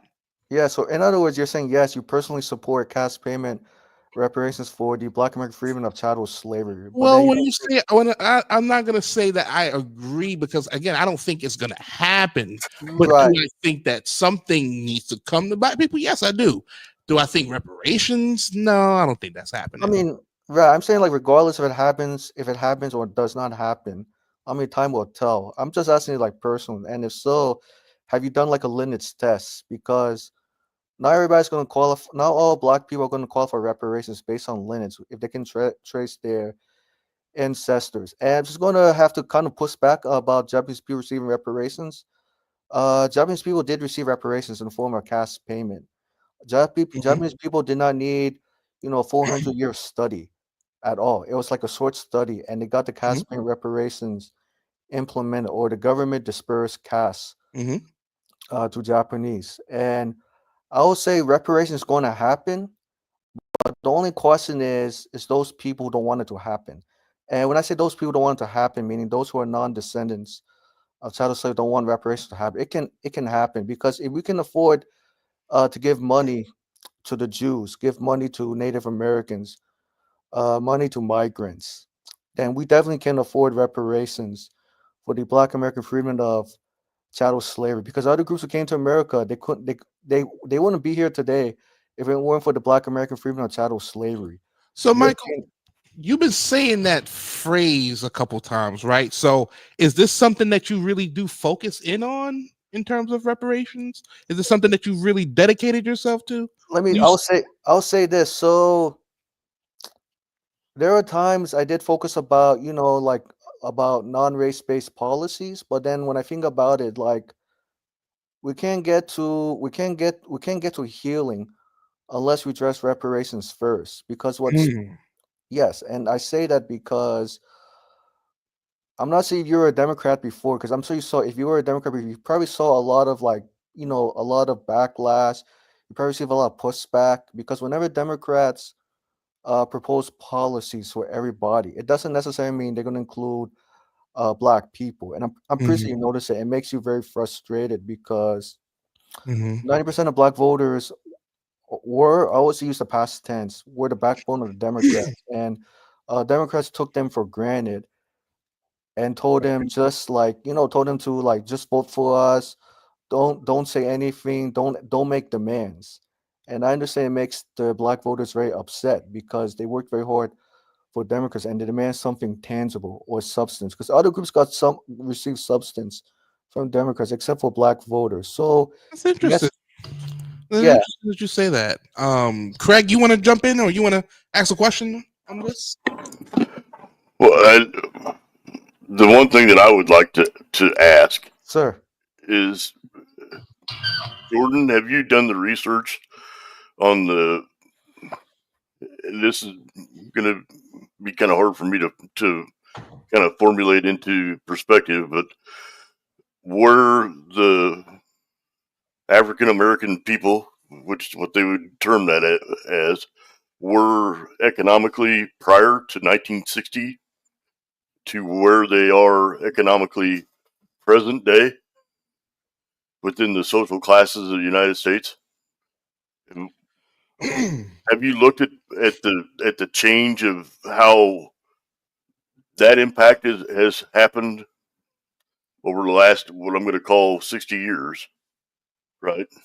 Roughly, give or take. I don't think that they were doing. I don't think they were all doing spectacular, but yeah, there were pockets that were absolutely for that time wealthy. Yeah, Black Wall Street was a thing. Other, black neighborhoods were prominent. So yeah. Okay, this is the point that I always I get stumped on, and a lot of people don't really understand or focus on when they did the when Lyndon B. Johnson was president, and they did all of the social programs to try to help the inner city stuff, and they implemented the welfare and all those kinds of things, and then they started to divide the nuclear families from the inner cities and take the dads out of the home. Do you think that might have an impact as to where we are as a society today? Absolutely, it does. And Absolutely, it does. Can we expect for the federal government to put those families back together, or is that something that is going to be something that we as a people need to be responsible for? Nah, they did irreparable harm by doing that. They knew what they were doing. They wasn't trying to just affect 1 or 2 generations. They were trying to affect 3, 4, 5 generations of people, and it succeeded. It succeeded. I And agree with you. That's absolutely an issue. and, But like, and this is my point, Jordan. And I'm listen, not I'm not trying to belittle any situation or anything like that. But the black families were more successful from 1920 to 1960 out of any other racial demographic in the country. There was a bigger swing of prosperity from 1920 to 1960 for the black families than there was out of any other demographic. And then you hit the wall, and then it was like, okay, and then we started going backwards. depends on where you were though in the country though, Mhm. because a lot of places in the Bible Belt, it was hard for them. It wasn't all, you know what I'm saying, daisies and roses. It was tough, you know. And that could be anywhere. I mean, Well, I mean, yeah, but I'm just saying in general, you know. Well, let me just ask you then. On top of that, right? Do you think that the government introducing drugs into black neighborhoods played a role as well? I think drugs period. No. But I'm just saying. Like, do you think If that you that played think a role about as well? everything that's classified as a narcotic right now, where did that come from? No, I'm just, but I got you. But I'm just asking you, like, do you feel like that plays a role in it as well? Because let's be honest, black people didn't own ships. Black people didn't own airplanes. But that's how the drugs got here. That's how they got I, here. I think that there were some prominent black people that did own stuff like that. Very few and far in between. But and this is I'm going to preface this with the fact that the black community in the country is about 14% of the population. It's actually much higher than 14%. The government underreports them, underreports the numbers. It's actually much higher than that. Okay, it broke up. So, did you hear what I said, Jordan? Oh, sorry. Yeah, for about Okay, 14%. It's actually okay, much higher so than that. as the country as a whole, I kind of feel like that there are policies that have been kind of pushed to the forefront Oh, that sorry. have been adversely effective to the inner cities, which has caused a lot more strife for the minority communities versus like where I'm at in the Midwest, because the demographics are a lot different because we're a lot more spread out and there's a lot less population per capita. Craig, I feel like you don't want to say it. I feel like you know it, but you don't want to say it. Just That's say black because minorities doesn't mean everything, Durban. Because Democrats use minorities as a code switch to manipulate which demographics are going to benefit specifically, which groups well, are not. I'm not saying just the blacks though. I'm saying minorities as a whole. Yeah, but minorities, they're not the Because same. I could tell you, Craig Durbin, I'm an Asian person. It's not the same as being black. It's not the same as Hispanic being black. It's not the same as Jews being black. So you have to understand, whenever people say POC, people of color, it does not necessarily include black people. Just want to let you know. right, and that's what I'm trying to say is that there's a higher cultural mix in larger community areas than there are in rural areas like I'm in. I live in the state of Kansas, so if you go to New York City, there's a lot more diversity in New York City as far as the population than there is in Kansas City. right. Right, of course, right. Yeah. Because there's a bigger percentage of people in a smaller area. Yeah. Yeah. Does that make sense? No, that makes complete sense. It's just, But if you look at the opportunities for New York City, they're completely different than the opportunities that are here. Yes. but Craig, but we seen, and I bring up drugs because we seen what impact it brought about the community. And I personally believe now again, you can't tell a man what not to do or what to do. They're gonna do what they're gonna do to make sure that their family eat and they eat too, right? But at the same time, somebody brought those drugs into those communities. By design. It's to separate the black No, Craig, family. Yeah. This is where the conversation of reparations for me goes into. Well, if it's not cash payments, a bill, maybe some kind of law, some kind of legislation, something. Now, this is interesting, Michael, because you mentioned that you're Asian, right? Mm-hmm. Asians got a hate crime bill. They did, yes. They got Yeah, a hate crime bill, and they and did not include Black American freedmen of chattel slavery in that's it. true. And there wasn't not one black person who looked at that and said, "No, that should have been us. That we should have been the ones to get that." Most black people said, "Okay, Yeah, because the problem, all right."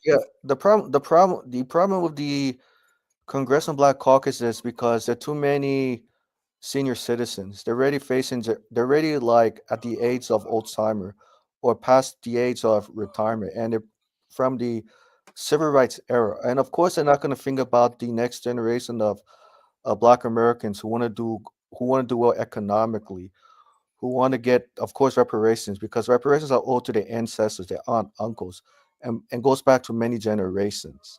And So, they're tired of the black boules who are not doing anything for their own people, but others outside their own community.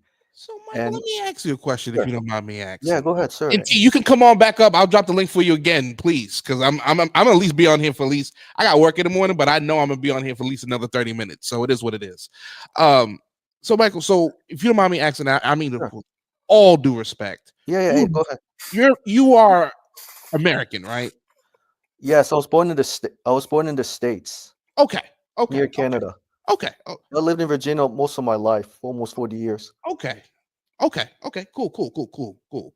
So, I asked that because I just you sound because you the way you say reparations for descendants of chattel slavery, right. shadows, the way you say it, and what I do for a living is I work in quality. So when Hmm. you talk, I can just tell by tone, I can just tell by your confidence in the way you say it that you've invested some time in at least learning a little bit about reparations, why black people feel like they want reparations, why some people feel like they need it. But if you don't mind me asking, Sure. like, what made you really invested in this conversation? In reparations for Yeah, chattel slavery, right? that's right. Yes, I know normally I don't like to talk about myself. I'm into the data and evidence because I feel like those things are very important because they can't happen without, Black Americans' input. But I'll say this, but for me, yeah, it goes back to a time in maybe 20, I think maybe what 20, yeah, 2016 and 2020. I started to learn more about, I mean, I knew like racism exists in this country, no doubt, but you didn't realize how serious it was, the extent of it, the trauma, the pain and suffering in the past, because the past does impact the future, does not only impact the future, but impacts the present because it's generation trauma that follows. Passes from one generation to the next. And I just saw like, especially with 2016 with Donald Trump, Black Lives Matter, because I saw Black Lives Matters protesting. I went up to Hillary Clinton and asking her, and this was when she was running against Bernie Sanders in the Democratic primary race. And the Black Lives Matter actors asked Hillary, like, what is your proposal for Black life? Because obviously, Black life does not matter to America collectively. Maybe it matters to the individuals. Right. And Hillary Clinton told them, I think I'm trying to paraphrase. It's been a while. I think she said, "Oh yes, Black lives do matter. However, all lives matter." And then that made like Black activists very upset and angry, and not want to vote for Hillary Clinton and the Democrats from 2016. And also it sparked my interest because a lot of my people in the Asian community are either covert. Most of them are covertly racist, but not all of them, or they're uninformed and they've taken Black Americans suffering for granted because a lot of Black people helped Hmm. a lot of newcomers come to America, and they expected non-Black groups to reciprocate. What they found the hard way is that the non-blacks don't reciprocate. And so now black Americans have learned the hard way voting for Democrats for 60 plus years. They learned that we need to do for self. We need to follow Dr. Claude Anderson, how to build not just build neighborhoods, but build a community of businesses, You know, skilled trades, healthcare centers, because non-black groups, not only like non-black groups don't want to employ black people, but they don't want to reciprocate. They don't want to advocate for them when black people are suffering. And also it's the brutality. And a lot of Americans, I don't mean to insult them. I'm sure they're good. I'm sure they're pretty good majority of Americans who do care, but a good majority don't care how this country was created, as a result of slavery. hey, And slavery built capitalism. This is how we got from A to B, and why hey, this capitalistic system is very brutal. let me just say, Bonnet, I'm not mad at him either. Hey, he said too much wrong in my ears. I mean, yeah. And this is a prime example, Jordan. What we were talking about a little bit earlier. He's investing the time into his knowledge and his. Craig, don't give me no backhand. Yeah, but Craig, but I also have to add, I would have to, Come on, Craig. What the fuck is that? Like, you but just I would gonna have to give jump me a in because backhand compliment like that? Come on, man. yeah, It because is a compliment. He is invested his time into being educated. yeah, but also Craig, think about it. I'm pretty sure European. I'm pretty sure you're descended from Europe, right? Because if it weren't for black people, you wouldn't be here in this country. I mean, look at the land that black people built. That was initially supposed to be for them. But unfortunately, the government took the land away from black people and gave it to your ancestors, and that's how they're able to build on wealth. Not only build wealth, but pass on intergenerational wealth to your great great grandkids.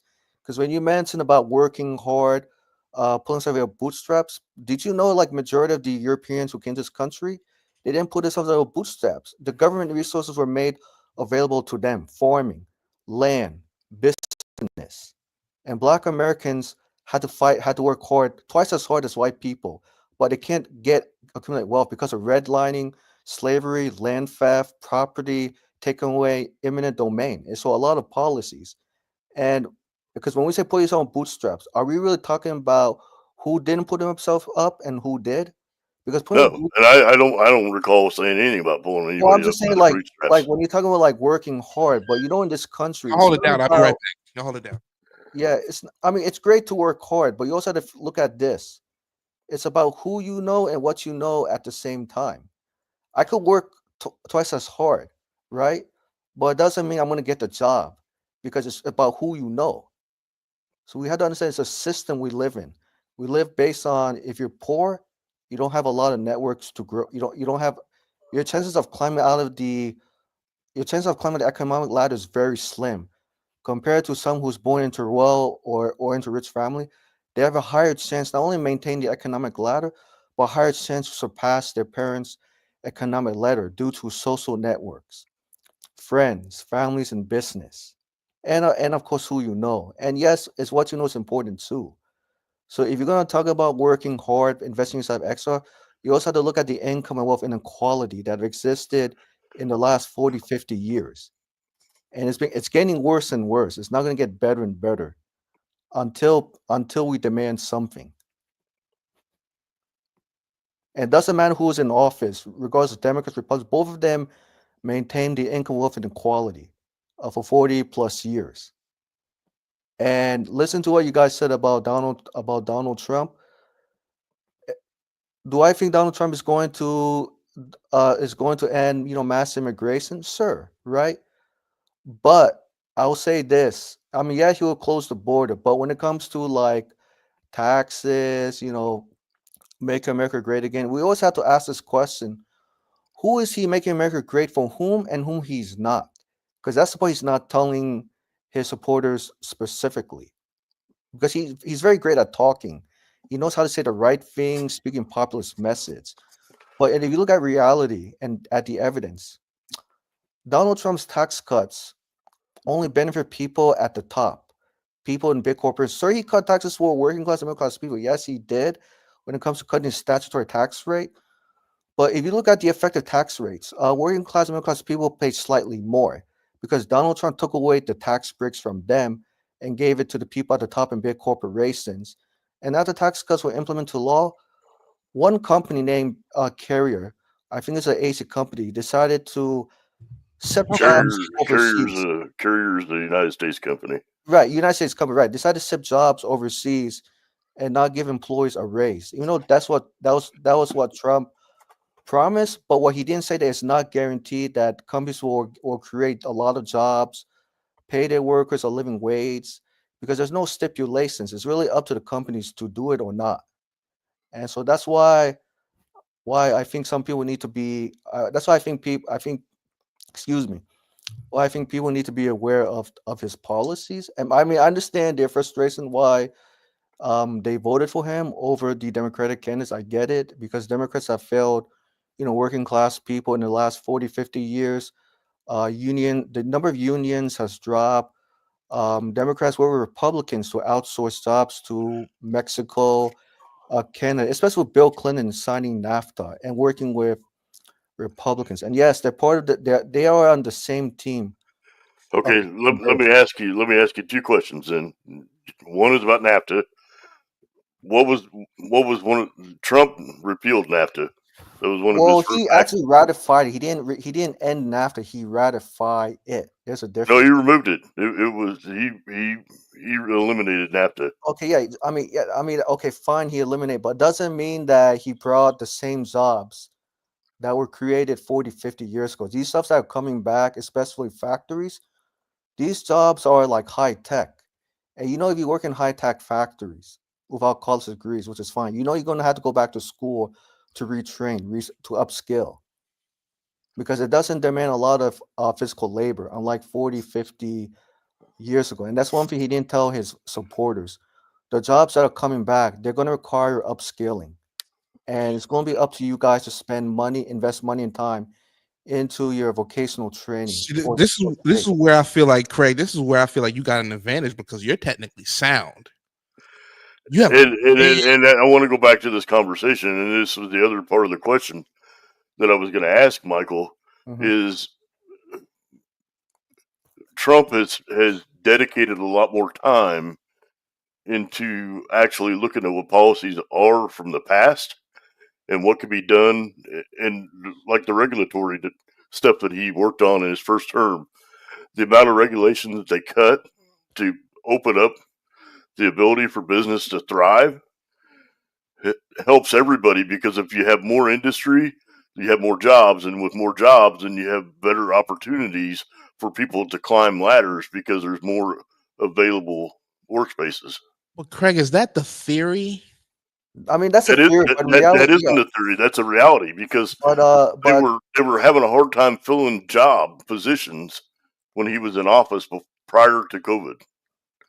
I'll say this. But during COVID, a lot of companies cut jobs too. I mean, don't Everybody forget. cut jobs. They shut the country down. Yeah, but don't forget they shut the country down not only because of pandemic, right? Pandemic, yes, pandemic happened by accident, but also policies that accelerated the pandemic, the Trump tax cuts. Like I stated earlier, you could look at the Economic Policy Institute. Okay, and You can then look at the Journal of this was going to Economics. be my next question. My next That's a very question economic was right. my But what I'm next. saying, yeah, but what I'm saying is that okay, that was in fear, but you look at the reality, look at evidence, you look at study after study. A Okay, lot of what co- I want. a lot of executives who received tax cuts did not spend Give me money a to moment here. Give me a moment here. increase workers' wages. They spend the money in dividends. In other words, they gave more money to shareholders than they created jobs or increased workers' paid. Especially at the people who are in the top 2%, they received a big tax cut, like Give me a almost moment here. $100,000 That's true. a Go ahead, year. Craig. Go ahead, Craig. If you You're look right. at Go ahead, Craig. What was your deduction for your 2023 tax return? What was your my 20, standardized deduction? my 2020 standardized deduction was much bigger. Don't remember the number off the top of my head, but I do remember Okay, when Trump was president, I lost a deduction and I had to pay the taxes despite the tax cut. So he curbed the deductions for working and middle class you didn't let people. me finish. You didn't let me Yeah, but finish. you didn't let me finish, sir. Let me finish, please. I gave you time to talk. I'm giving you the empirical data. You see, if you studied the empirical data, you would understand what I'm talking about. And I'm not saying that big corporations didn't create jobs. Sir, they did. It's maybe a minority, but a good majority of big corporations did not create a lot of jobs. They decided to outsource jobs quietly, and that's why the public doesn't know, because the media protects big corporations, and big corporations don't have to report the number of jobs they've created because it's private. You remember? Right. Go ahead. So, Go ahead. so Jordan, I want you to, because you can pull this up on a website. Pull up the IRS website and look at the standardized deduction for 2023, and then look up the standard deduction for 2025, and tell me what the standard deduction difference is. Because 2025 is the start of the actual tax code that Trump worked on when he was in office in 2016. 2025 will be the first year of that tax code. Yeah, but the tax cuts are not going to expire until the end of next year, especially for the personal individual tax rate. The corporate tax rates are intact. I'm not talking about corporate. I'm talking about personal income Yeah, taxes. right. I'm just saying, right. I'm talking about personal too. Have you But looked at the 2025 standard deduction for your taxes yet? Because it's changed from 2024 to 2025. It's almost doubled the standard deduction per person. And you're saying this is from the Trump. This is from the stuff that he did when he was in office the first go around. And these are the tax cuts that they're trying to eliminate that are set to expire. The deduction was $13,850 for single or married filing separately. Interesting. So So this is what I'm trying to say is that people keep saying that he didn't do anything, and he was the first presidential person that ever really attacked the education system and pushed to have school choice. but see, Greg, but I think where I get with Michael though, because I've seen it personally, where there was a whole lot of talk about Trump with the tax cuts coming to corporations, that it was going to trickle down to the people. it never trickled down. I'm It one of didn't those. because he got sidewinded or I'm one of blasted those people. when they went after the corporations. I'm one of those people that can attest that we didn't see that, man. The No, because bonuses, they killed the economy. we didn't see it. COVID killed the economies, period. And then when Biden came into office and he shut down production of oil, when we give up the opportunity for our energy independence, we took that wealth out of the country because Yeah, but then we those started Israel having to also import oil from Saudi Arabia and from South America. We were begging people. Oh, you cut out, Craig. You said you was begging people, that you cut out. The United States was begging people to send us oil because we stopped producing it.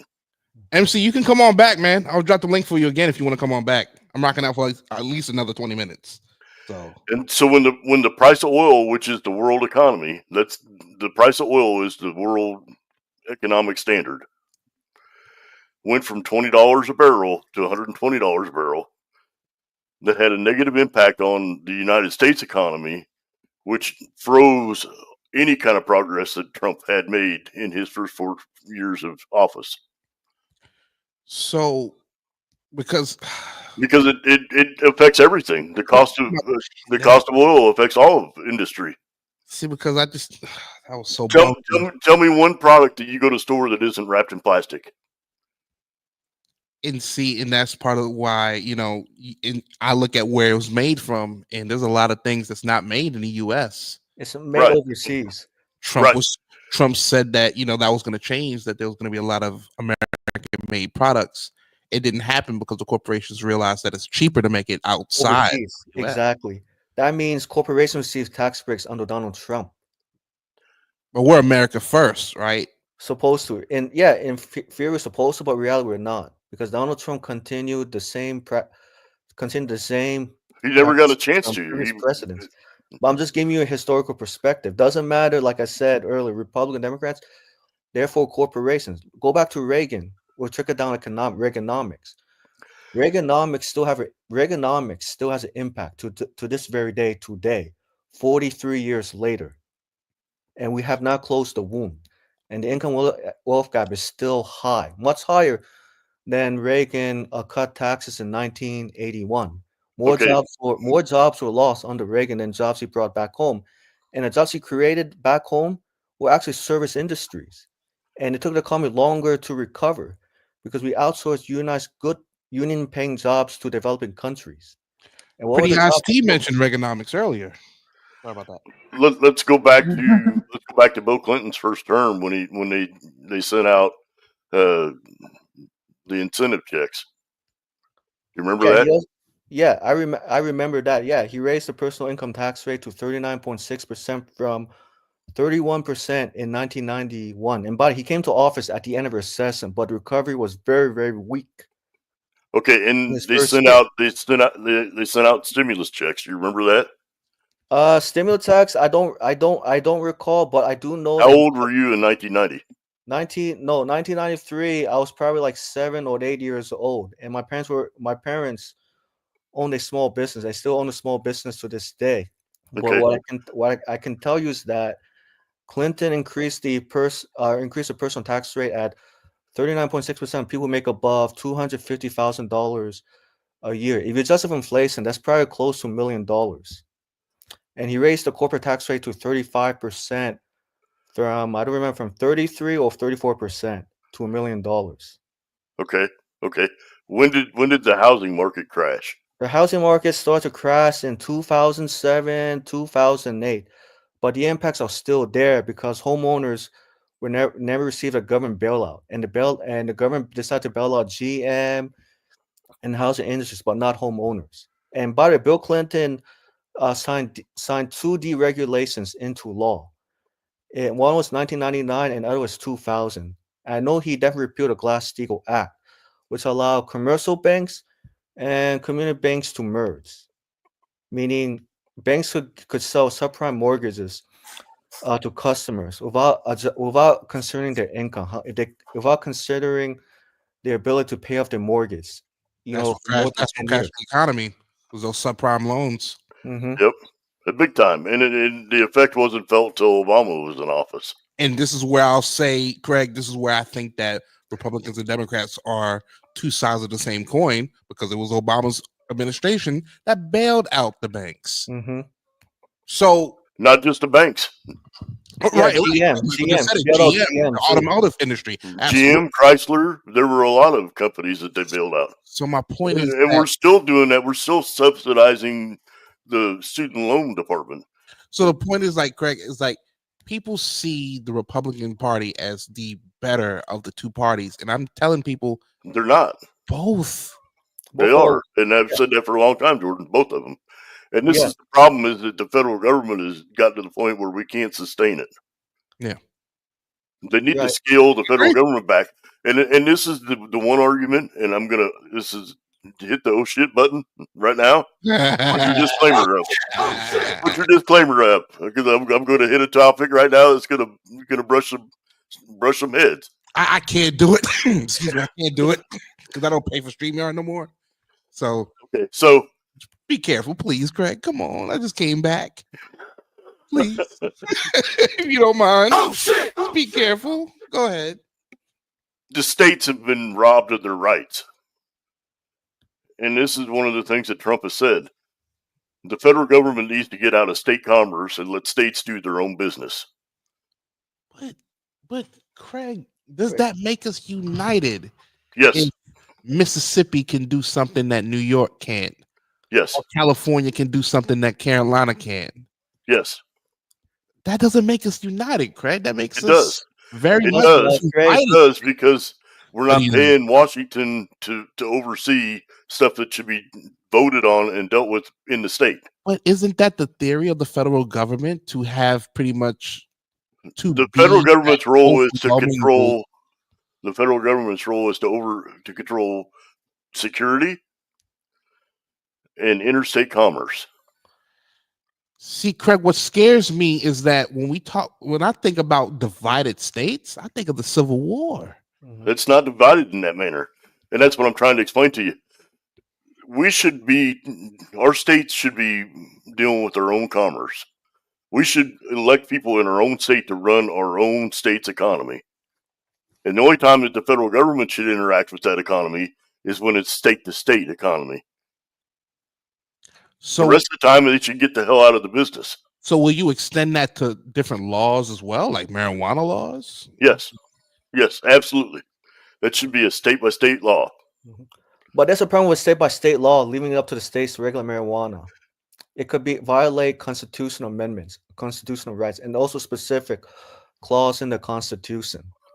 And because we have the states, how do you know the states are going to do right by themselves according to the free market, as you claim? That's free will. I mean, yeah, but not all states are going to do by right. That's why you need some federal oversight to monitor. Otherwise, people are going to not only complain to the states. If the states are not going to solve their problems when it comes to violations of the provision, then they're going to go to the federal government. That's why they need that's what Congress is supposed to be for. Yeah, but this is a problem with deregulation. Deregulation got into this mess for 40 plus years, not regulation. By the way, America is the most deregulated economy compared to other advanced countries. That's why Elon scares me. Craig. He wants to deregulate the government in a way that is going to benefit the top 1% in a way that we've never seen before. And it's his intentions that I'm worried about, because he's a billionaire. Yeah. And that's why some regulations are needed. And I understand, Craig, why there are regulations that are needed, but we also have regulations that don't apply to anything that are current or valid. Actually, the regulations have been curtailed in the last 43 plus years under Reagan, Bush Sr., Bill Clinton, Bush Jr., Obama, and Trump. So our regulations have been curtailed, really. And what I'm saying is that doing an audit and going through and trimming the fat out of the government, because let's be honest, our representatives are making $250,000 a year plus. Well, actually, they're making more than they're actually trading in stocks. They're making more than at least close to $1 million. Their payroll, though, is $250,000. Yeah, but it's more than that. I don't go by the payroll. I go by total compensation. Who in this conversation is making $250,000 a year? I mean, there's so many members of Congress. I can't. No. I'm talking about right now. You, me, Jordan. Of course, we don't make that. Right? We don't make that. But nobody makes that kind of money. Nobody doesn't. But I'll say this: they do have a lot of influence over Congress, for sure. Mm-hmm. Why are we paying people that kind of money when they're not doing the will of the people? Right, because the problem is term limits. You see, we don't have term limits for the House. We don't have term limits for the Senate. If we had implemented term limits for both the Senate and House, especially the senators served way too long, like a lifetime, 6 years. Right. Joe Biden's been in Washington his whole adult life. Right. Well, I'm just saying, like the senators, they're not pressured. They don't have to be pressured to do anything for their constituents because they know that 6 years they have enough time to accomplish legislation. Whereas in the House, you're under a lot of pressure. It used to be when you worked for the federal government, you would work a certain number of days in the year, and then you would go back home to your primary work in your home state. They would only spend part of the year in Washington doing the will of the people. The rest of the time, it would work in private industry. Right, because of the backroom deal, and also don't forget, Wall Street has been controlling Washington, especially their part of K Street in the last 43 years. So when K Street controls Washington, of course they're going to cater to them. They're not going to cater to their constituents because they know that the constituents don't have money and power. Yeah, they have the right to vote. Just because you have the right to vote does not mean you have the right. You have the final say. Like if you look at other countries, for example, Germany. Germany has like this here representation. Yeah, that guy's done after this year, and he should have been done 20 years ago. You say I agree. The first person to come to my mind. Yeah, he's like in my mind. He reminds me of my grandpa. You know what? There's a lot of people like that, Jordan, and I agree with what Michael's saying. We need term limits. Yeah, for the Senate and the House, especially the Senate. 2 terms and done, just like the president. Why haven't they done that? because, like I said, Wall Street has a lot of influence. Right, Lobbyists, right, because lobbyists know that if they find out term limits have been get implemented, that means the lobbyists and Wall Street, they're going to lose power, control, influence over America. They know that. right. But what I'm saying is that since this election is over, we need to focus on the state and local politics, because at least we have a lot of influence. We could introduce bills to stop lobbying. I'm sorry, reduce lobbying or ban lobbying at the state level, because the state is very similar to Congress, but the state impacts or issues more than the federal, and had to learn the hard way. But it does not mean we don't ignore federal, but we also need to focus on state and local, because the state and local, we're seeing a lot of lobbyists too. Same thing, big corporations want So, to move to low tax rates and have influence. so And Michael, I gotta yes, ask because I've asked a couple people, sir. right? Who did you vote for? Who, me? Yes, sir. I used to be a Democrat before, because I really thought Democrats, stood for the values, right, policies. Initially, I was a Bernie Sanders supporter. I supported Bernie Sanders in 2016, 2020 in the presidential primary race. Okay. Unfortunately, he did not come very close in 2020, because the DNC told all the candidates to drop out of the race and He endorse got Trump. robbed of that election. That's right. Yeah, Bernie got Right. robbed, but I voted for a third party candidate. I voted for Dr. Jill Stein, Dr. Cornel West, Claudia De La Cruz, RFK, the Libertarian third party candidate. I forgot his name. Um, trying, And this is the problem, and I and I don't want voted to. and Kamala Harris. But listen, I voted for Kamala Harris not because I support her policy. I voted for Kamala Harris as a punishment against Asian voters who are voting for Donald Trump. So I just want to be very clear about it. Salute, Okay, Bonnet. Have a good and night. and Go ahead. and this is going to be something that may or may not make sense to you.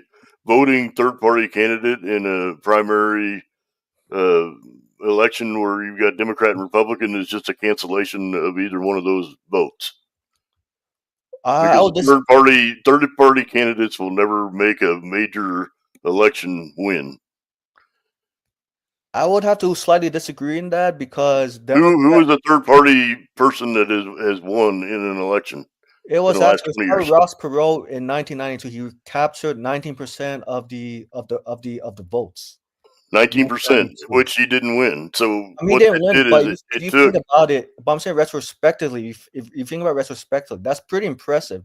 Like It is Donald Trump, impressive, yeah, but you may not and that's what I'm trying to win, say to you, Michael. Is when you but it vote was a third start. party, But that was you're yeah, just but that was going canceling to be a votes. start. That was going to be a start for third party candidates 23, 30 years later. But the problem is because both parties, especially Democrats, they did not want third party candidates to not only run for office, but to be on ballot in almost 50 states. Like in Nevada. Nevada, when you vote, you can't vote for third party candidates. You have to either vote for either or none. Right. But And in the that's what other, I'm saying yeah, but is what I'm that you saying is will that you'll yeah, never have a third party candidate that will get elected right, because the because they problem is, can't compete with the Republican machine or the Democratic machine.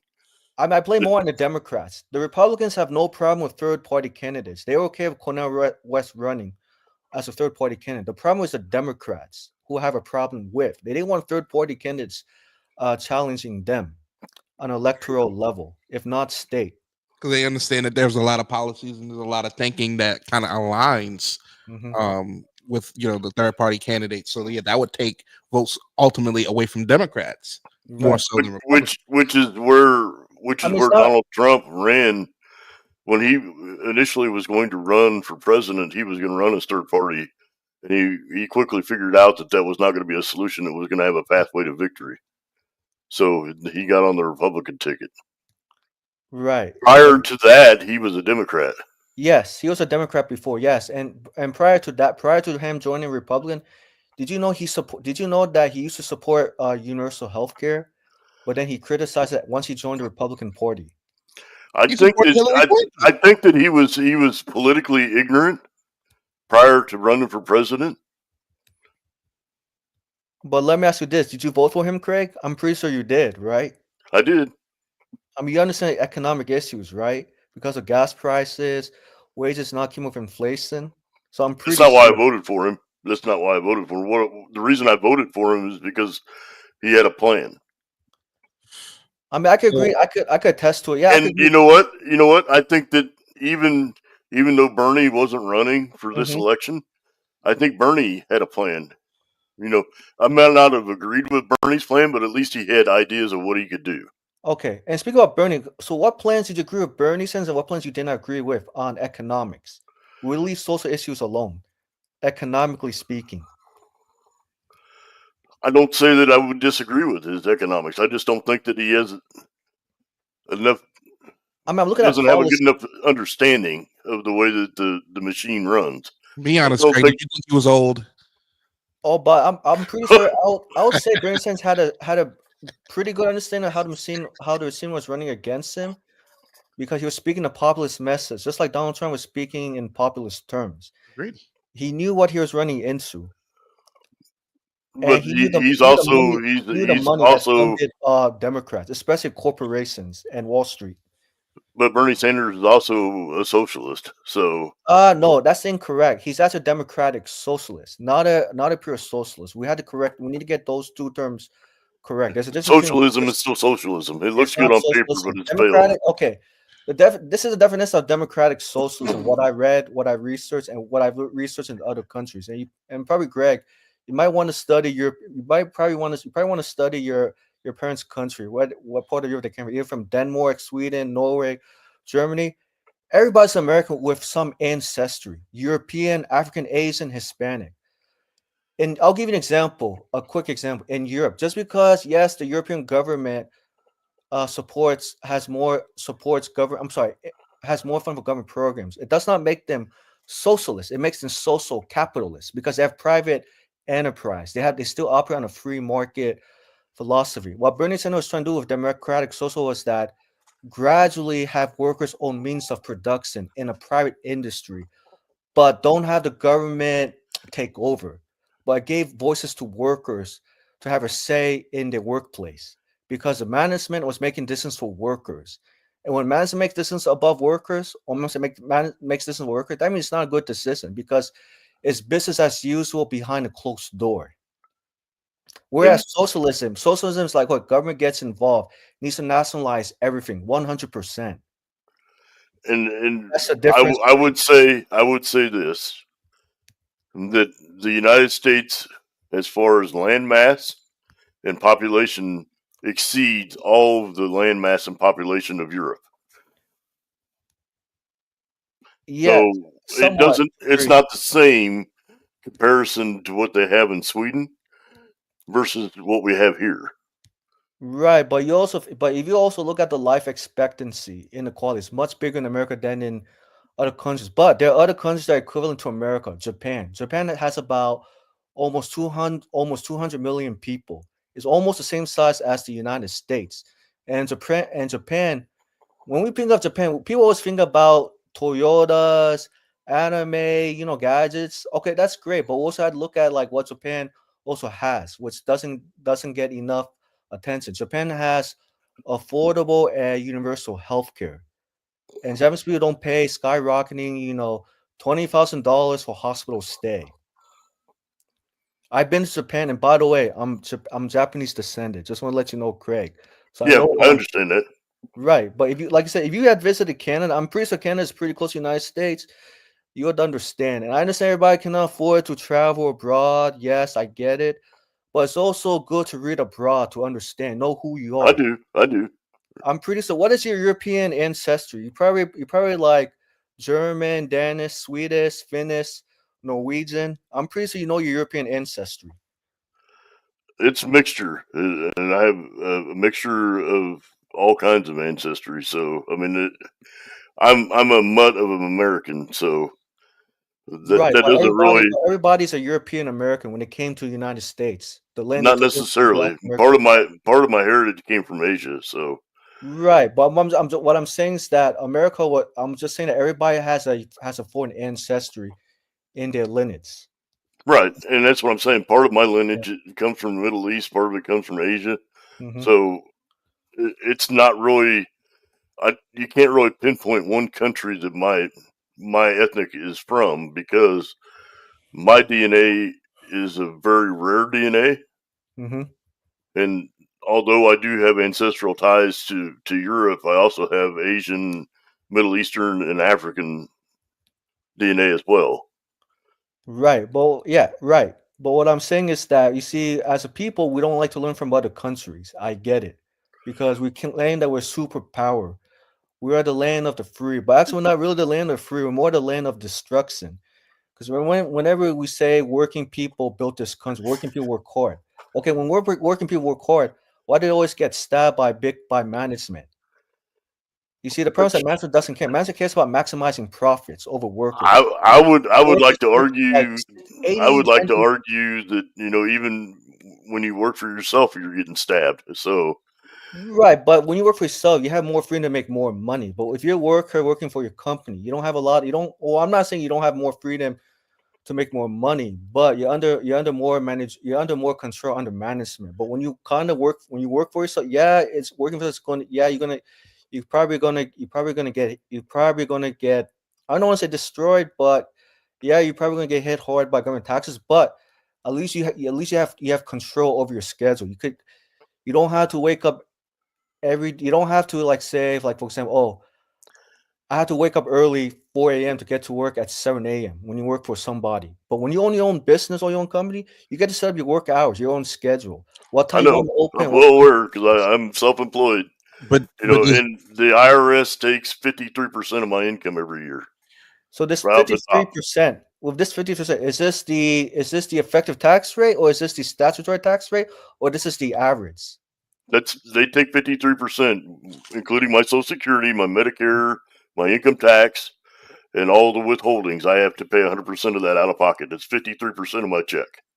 Right. And did you And then know and then on top of that, I have to pay property taxes, and then I also pay taxes when I spend money at doing normal commerce. So effectively, about 68% of my income goes to taxes. right. But I'll give you this. I'll say this. In So order and Right, go ahead. and I make about $50,000 a year, so they take about 68% of that right off the top.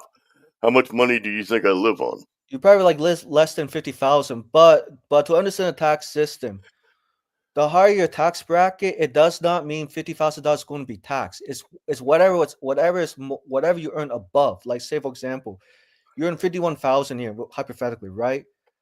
Only $1,000 is taxed, not $51,000. So let's be clear. It's the not the entire tax. It's not the entire dollar's tax. It's a certain point that's above. Everything after the standard deduction for a single person is taxed. 100% of that is taxed. And I pay 14% income taxes, but it's not just the 14% income taxes that I have to pay for. I also Right. have to pay Social Security and Medicare and other withholding taxes as well, Mm-hmm.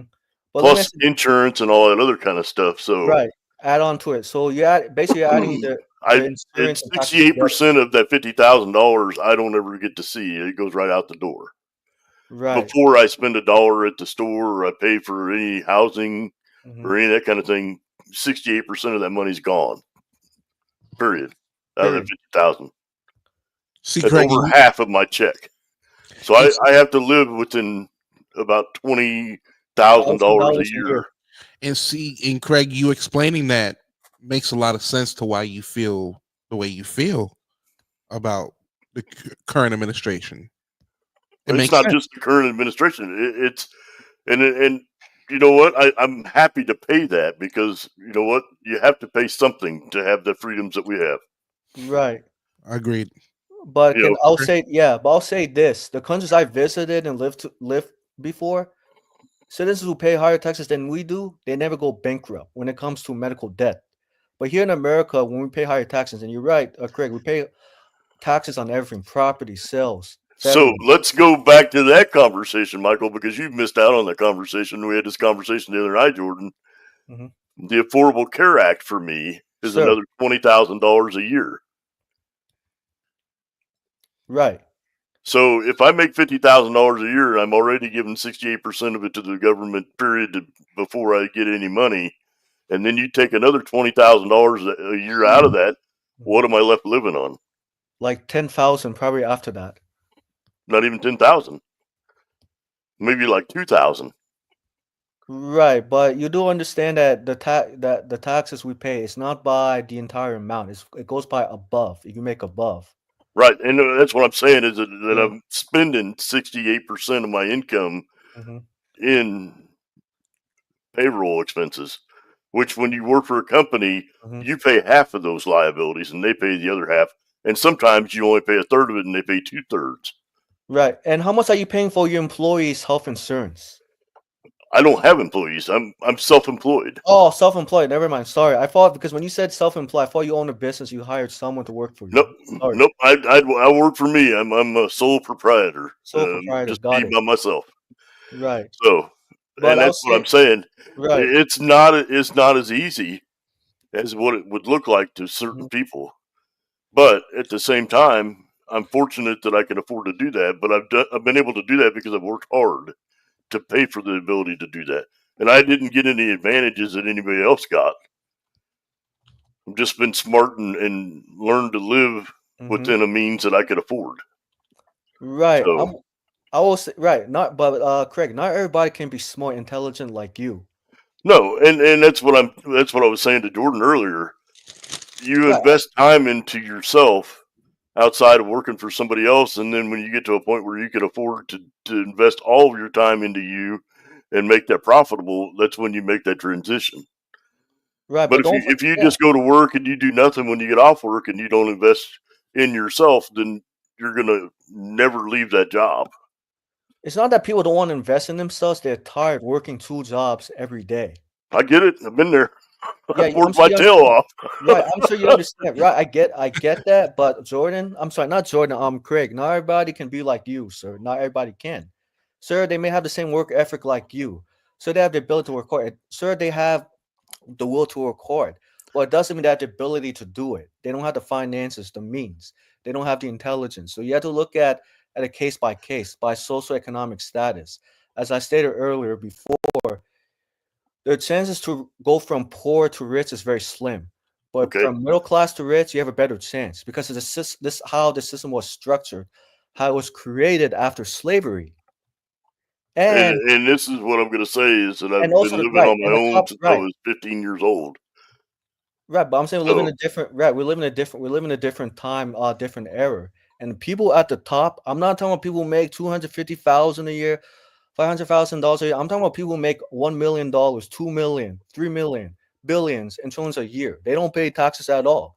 If you go back to 1953 when Eisenhower was president and by he's Republican, you know what's the tax rate under him? The marginal tax rate, 91% on people who made $400,000 a year, and $400,000 a year adjusted for inflation, that's already like $3.2 million in today's dollars.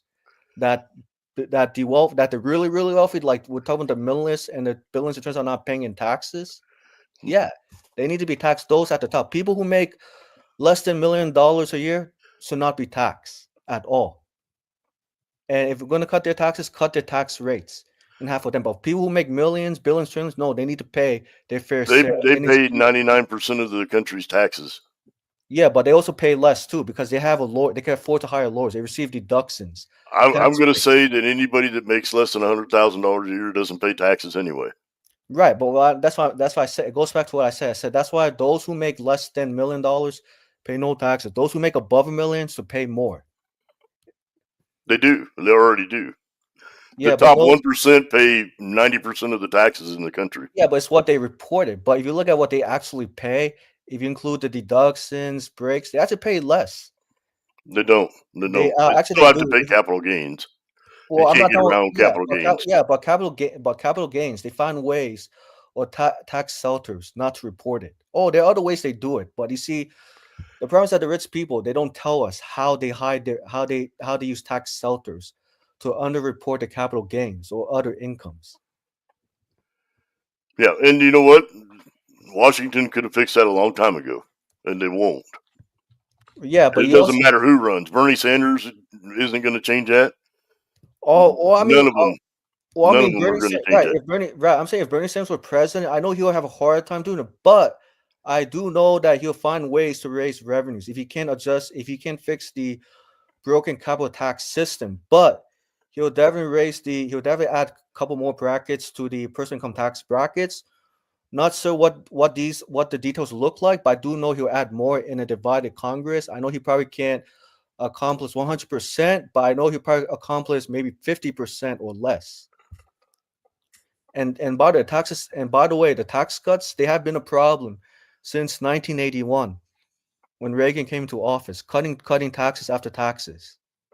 And that's why we're in a big deficit because we spend more on tax expenditures than we do on government programs. I mean, every year the federal government loses almost $1 trillion in foregone tax revenues because all the money we spend on defense, we give more money to big corporations and the super wealthy in tax breaks, less money to working people, and less money for universal healthcare, trade school, universities. Other countries spend more money on vocational training, higher education, job training, paid maternity leave, paid paternity leave, home care. We don't in America, we're the richest country. We don't even spend even We're more. not the richest country.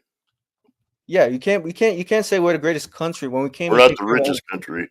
Yeah, but we're the richest doesn't mean we take care of people at all. We don't. We're not the richest country. Well, I mean, Not even according to close. Not pretty even close, close. but I'm just saying you're right. But we probably have a little bit more than other countries do. But you're probably right. We're no longer the richest after what's happening in today's economy and other policies. But we still have more wealth than other countries combined. But we don't spend enough to address human needs.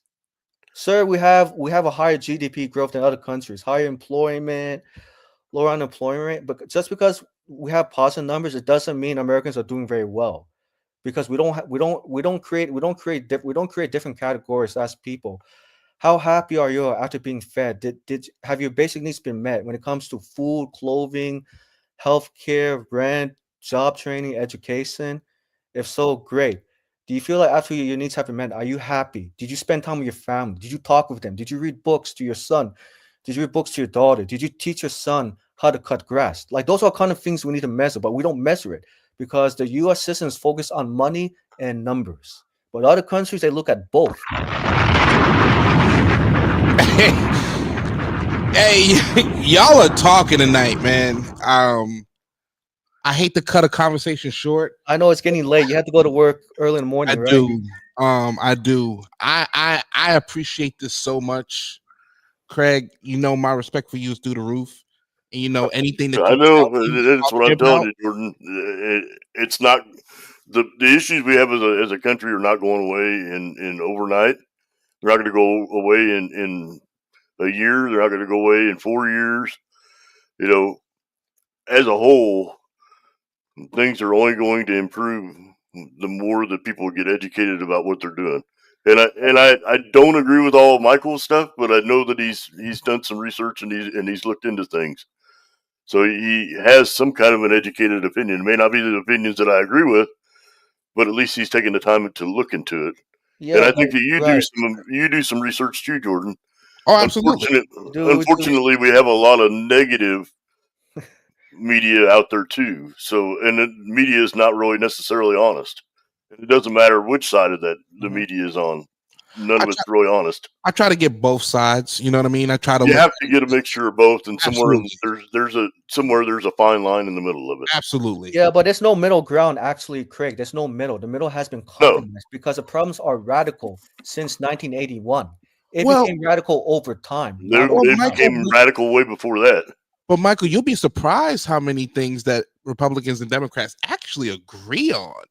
Well, I know outside of the political arena, yeah, of course, voters, but I'm saying like in Congress, they don't agree. Yes, voters, yes, they do. Yes, for sure, 80-20%. Outside of the Congress, outside of state Marijuana, politics, economy. There's a lot of things that Americans are in agreement of. yeah, I do. Yeah, of course, right. On economics, yeah, sir, 80%. I know we disagree on social issues. I don't Right, focus on social issues. That's between family members. Let them focus on woman, man, transgender. I don't focus on social, but I'm saying the economics right. we need to agree on because we can't go back to like where it was 1980, 1991, because that's what it's very important to learn from different countries, Asia, Europe, Africa, uh, Latin America, because we can solve our problems as much as we can by ourselves, but eventually we're going to reach a boiling point that, you know what, maybe we need to learn abroad how we can fix our problems at home, because we will go to the tippest point to do on our own, but eventually we're going to fall at the end.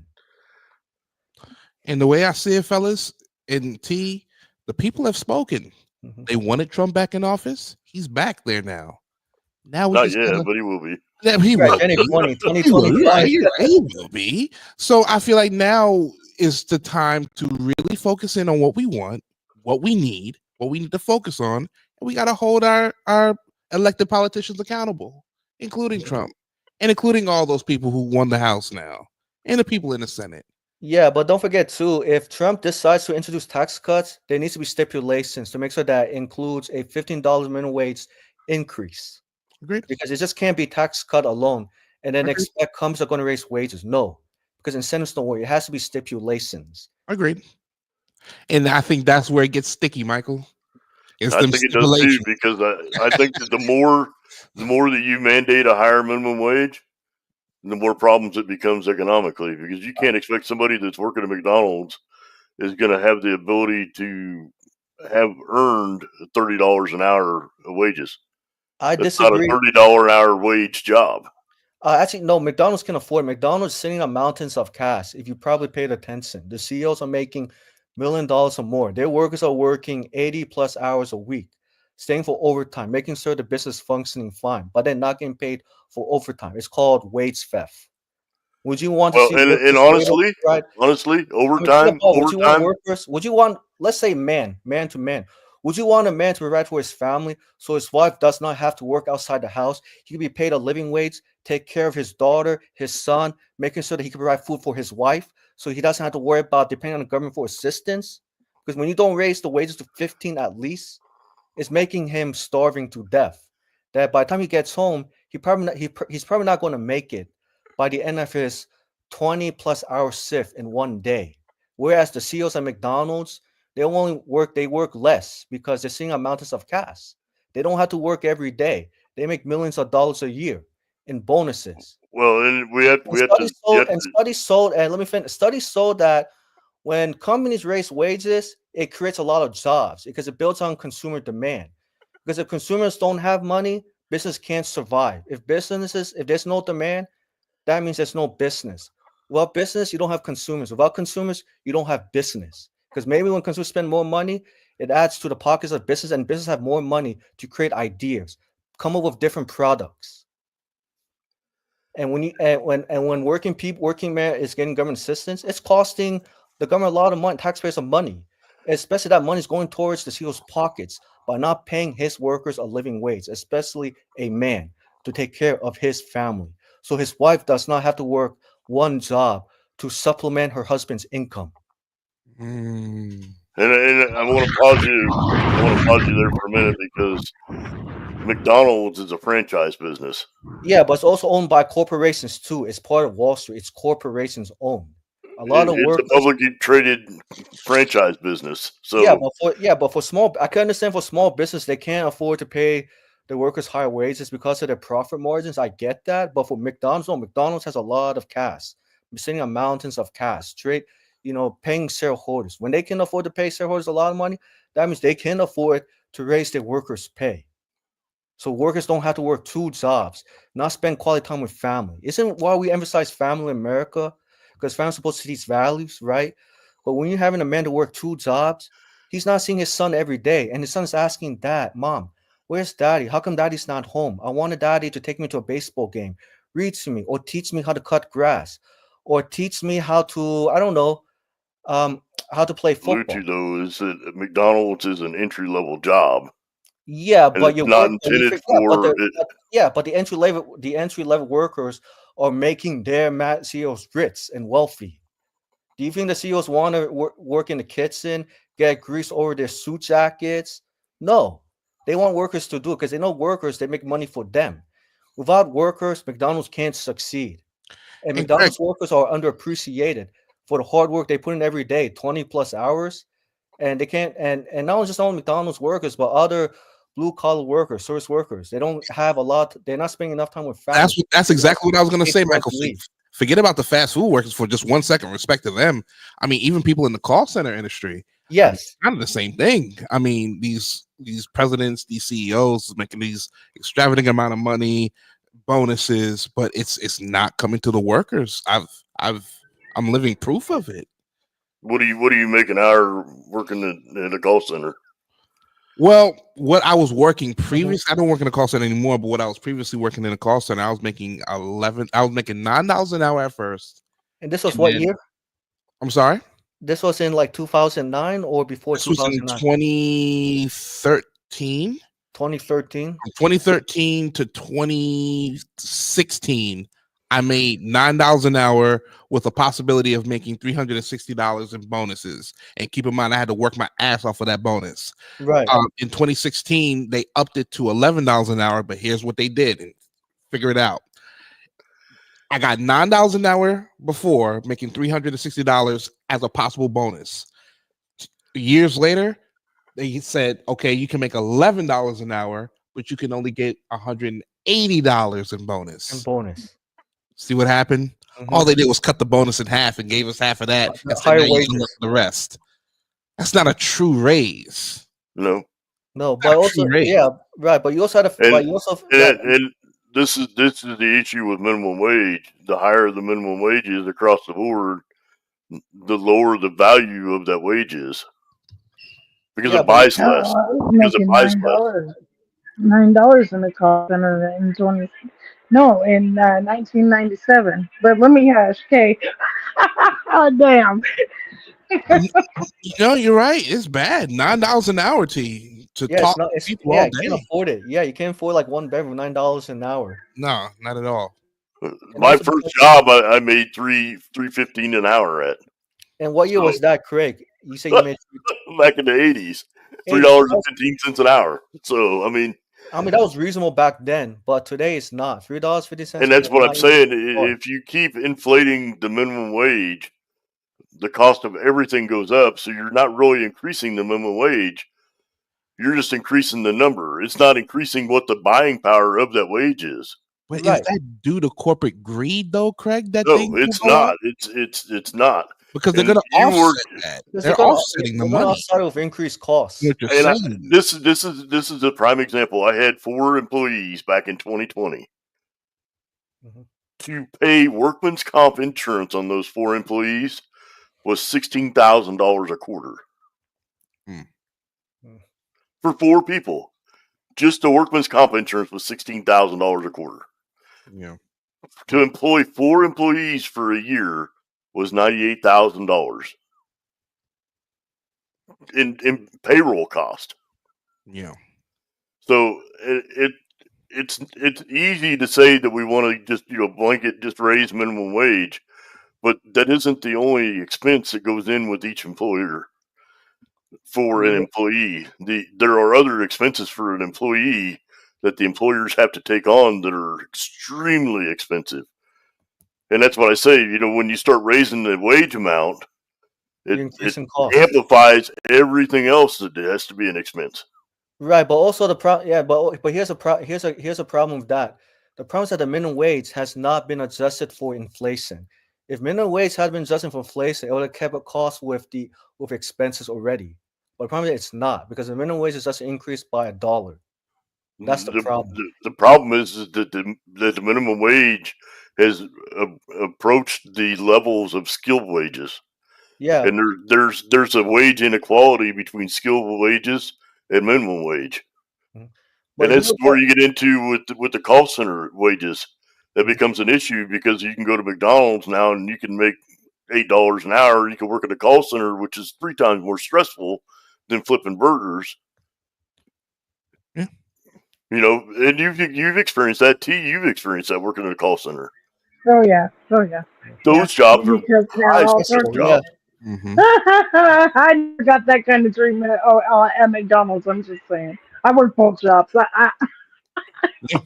But also you're forgetting too the CEOs. They're getting inflated salaries, inflated bonuses. So if you want to say that minimum wage is going to be an issue, then there needs to be a provisional policy to tell the CEOs you can't pay yourself more than what your workers are earning, because their workers are making. Well, and then you break capitalism. The whole business. Capitalism can only go for, and capitalism cannot go that far anymore. And the workers are tired of making the CEOs wealthy and rich. If all Well, the workers boycotted their CEOs, trust me, the CEOs will lose. And the CEOs going to have to rethink how no, not they only just send just the pay their jobs out of the workers, country. yeah, but not only about repay their work, think about paying their workers, but also treating them. Their They workers are just like send human they'll send the beings. jobs out of the country. Yeah, but we've been outsourcing a lot of jobs since the 1980s under Reagan already. Why do you think And Reagan that's what wanted I'm to get rid of saying. workers? He wanted to If you unionize them and deregulate if economy. And you that's why raise we're in this economic mess for more than 40 years. Why the problems are radical? Because it happened over time, 40 years. Nothing was done. You see, when you Craig, deregulate, you actually throw more things away. go ahead, Craig. and that's what I'm saying. If you keep inflating the cost of paying people, then the corporations will just send the jobs to where they can get it done for 25 cents an hour Yeah, but in even those Malaysia countries, or whatever. I yeah, mean, but even those countries, those people getting paid 25 cents an hour, they're speaking out already. They say, no, we're not screwed. We're not going to work anymore for less wages. do Times you have think the changed, people that make Craig. Nike shoes care? No, but I would say that I know more young people are speaking out. Maybe their parents are not because their parents are fearful of losing their jobs. But I know millennials, Gen Zs, and those countries are speaking out because they know it's not right. And that's what I'm saying. We Yeah, have what I'm saying is deregulation. you can't. Deregulation, what causes job losses, sir? Go ahead, Craig. We could agree to disagree. Well, I'm just saying, if you look at the studies, if you read the Economic Policy Institute, the Journal of Economics, Duke University, if you have read the New York Times, you read the Times or different sources, you would understand what I'm talking. You say to yourself, this is not right. These people have been working so hard for their entire lives, and they're not getting not only the respect, but they're not getting what they deserve to be a living wage. And I'll say this in closing. I think because of that, the days of people working 20 years at a job, 30 years at a job, those days are gone. Yeah, they're gone. Long gone. Right. They've been It's not gone since happening. the 1980s. It happened very slowly And but and surely. this is the reason why I keep getting phone calls on a daily basis to go back to work in IT, because they can't get people that are skilled to go do the work that I used to do. If you know what, Craig, I would love to talk to you offline because Jordan, I've been trying to talk to you for a year, and you keep running away from me. How many times have I told you to join me on Discord? well, I'm not okay. Well, I'm gonna have to You've been do that. running from me, Jordan. You've been running from me. I'll Yeah. give you that. You're right. So I'm gonna have to do that because I've been trying to break into the IT field, Mhm. and it's been breaking my heart that I can't do it. And I have student loans that I have to pay back. And every time I do it, I'm just reminded that damn, I'm paying for a student loan that I'm not even reaping the benefits for in being in the industry. So I can Right. take any help that I can get, to be completely honest with you, and open and transparent in Yeah. public. But Jordan too. I'll say this Pick to you, 1 Jordan. hour a week, Jordan. Pick a day, pick an hour, Mhm. and commit to 1 hour a week. And even if you have to break it up into segments and just shoot out a video for 2 minutes a day, break down some time and get yourself available online. Because, like, you just met somebody new, Michael was here, and he's having a valid conversation with you. Whether or not we agree on all the points or not, it doesn't matter. But, the dialogue it has to happen. Yeah, and I will say this, Michael, have you subscribed, brother? Not yet, but I'm definitely going to subscribe, but definitely subscribe. But I'll say this very quickly. If you guys want to save a lot of money on payroll expenses, to have universal healthcare. Universal healthcare is shown that it saves business a lot of money because business are spending a lot of money on health insurance. When they spend more money on healthcare, that means they can't give their workers raises. Other countries Yeah, have most demonstrated that. businesses are eliminating healthcare because of Right, the health Affordable insurance Care because Act. it's so expensive. That's why I said universal healthcare is important. Think about it. If people want to start a business, they don't have to worry about job loss. Employees want to quit their jobs, go to another company, they don't have to worry about job loss because their health insurance is going to follow. But currently, health insurance doesn't follow because it's under the employee's control and under the health market's control. Other countries don't have those kind of issues. Well, listen, I'll just say this, man. I'm sorry, I gotta get some rest now. Yeah, gotta let you You go. do. Good And I night. gotta go too. I got another stream I gotta hit up yet. So Okay, Michael, it's been a please. pleasure. Thank you. Yeah, Thank you so much. Thank you. Craig, thank you for everything, man, and thank you for being open and honest with me and everything that you tell me. I really appreciate you being over here and everything that you bring to me. Thank you so much, man. Yeah, my pleasure. And thank you for listening to me and having an open mind. And I will like I always said, do that. Jordan, carve out some time. And even if you just do a 2-minute live and throw a question out there and look at the response from people, you got to put yourself out there. I'm gonna do that. I will do that. You Thank you, know, Craig. just drop a Yeah, bomb for yourself and invest All in right. your own time. I There mean, we go. yeah. And also, you definitely want to put the cast up on your YouTube channel to make sure that it keeps it helps your channel to grow. Some Yeah, Michael, I hope, Yeah. I'm gonna be honest with you. You've won me over tonight. You've brought some great points. You sound very knowledgeable. And I hope that you subscribe and I hope to see you again when we have these kind of conversations because they're needed. Yes, they're needed too, but also I'll say the conversations they need to be about reading, learning, and traveling abroad because that's the only way we're going to heal the wound. Because other countries have learned from us already, and we need to do the same thing if All we want right. to rebuild. Well, Michael, listen, I'm gonna be looking on my phone to see if I get that good old Michael Pan has subscribed. I'm gonna be waiting for it. Yeah, I do. Yeah, I have to. I'm Yeah, gonna let me be do that waiting. right Let's now. go. Let's go. Yeah. Yep. I subscribe. Click the likes. Okay. 6. Yep. Thank you. Subscription added. T, you are my sister. Yeah. I appreciate everything you do, and I appreciate your I support. appreciate you Yeah, too. thank You, you. you You're my already know. sister since I day already, one. yep. And I'm gonna stay rocking. You already know. 10K. 10K. We can get there, Jordan. Yeah. We can freaking get there.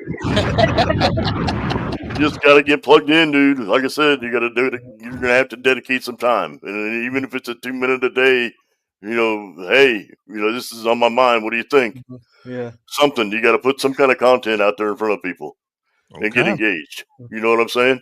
I get you. I Yeah. got you. Listen, y'all. Thank y'all very much for joining the panel. I really appreciate y'all. Yeah. Thank you, Thank you, Craig. I learned a Jordan. lot Stay from you. blessed. Thank you for your business perspective. And yeah, we should see each other soon. And let's. Yes. Yep. Yeah. Thank you, Absolutely. Jordan. Thank you, Michael. Thank Thank you, you. everybody in the chat. We will talk soon. All right. We'll talk All soon. right. All right. Y'all Bye. have a good one. You too. Good night. All right. Good night. Well, that was a fire stream right there.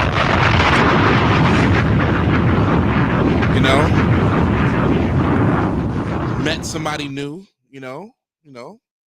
got a new subscriber. I want to thank Michael Pan very much for joining up. He didn't have to do so. He could have been anywhere in the world. He could have been on anybody else's stream, but he chose Jordan Live Stream, and I appreciate that, Michael. Thank you very much. So y'all know I do the roll call. Y'all know I do the roll call. I did see behind the bar up in here. Thank you very much. I'm glad you're not hurt. Thank you for not being hurt. You trolled a little bit, but we'll get over it. D Sizzle, he popped his head up in the chat real quick. So thank you very much, D Sizzle. I appreciate you. East Dad, thank you very much as well. I love your game streams. I'm gonna be watching some more of it. Craig Durbin, listen, you my bro. You my bro. I've learned more from you in the short time that I've known you than some people that I've known damn near all my life. And I mean that. So I don't ever want you to think that if I raise my voice or if it sounds like I'm getting defensive, that it's anything offensive to you. I appreciate the hell out of you, Craig Durbin. I really mean that. T said it to you in your face. I'm going to say it to you right now. You my sister. You my YouTube sister. Oh shit! Anytime you need me, anything you need, you can call me and I got you. Okay, we're gonna have to talk about getting you right for your birthday too. Okay, because I need one of those classic streams from you. All right, Pretty Eyes T, your birthday streams are legendary, and I'd be damned if money's gonna get in the way of us having that stream. So if need be, I got you. Final Light Body, thank you very much. DD, you have become one of my favorite people in the last couple years. Let me just say that real quick. Oh shit! Thank you for everything that you do. Thank you for all your services, all your wonderful, wonderful services. And I will definitely be hitting you up for sure. Who else we have? And I think I got everybody. Oh, MC the Shiznit. Listen, man, you my brother too. You, my brother, too. I learned a lot from you. You've given me more MC, you've given me more guidance than I think you give yourself credit for. So I want to thank you, man. I want to thank you very much. And I think I got everybody. So listen, this bomb is for y'all. If you hit the panel, you hit the like, you commented, if you shared, if you hit the panel, this bomb is for you. Thank you very much.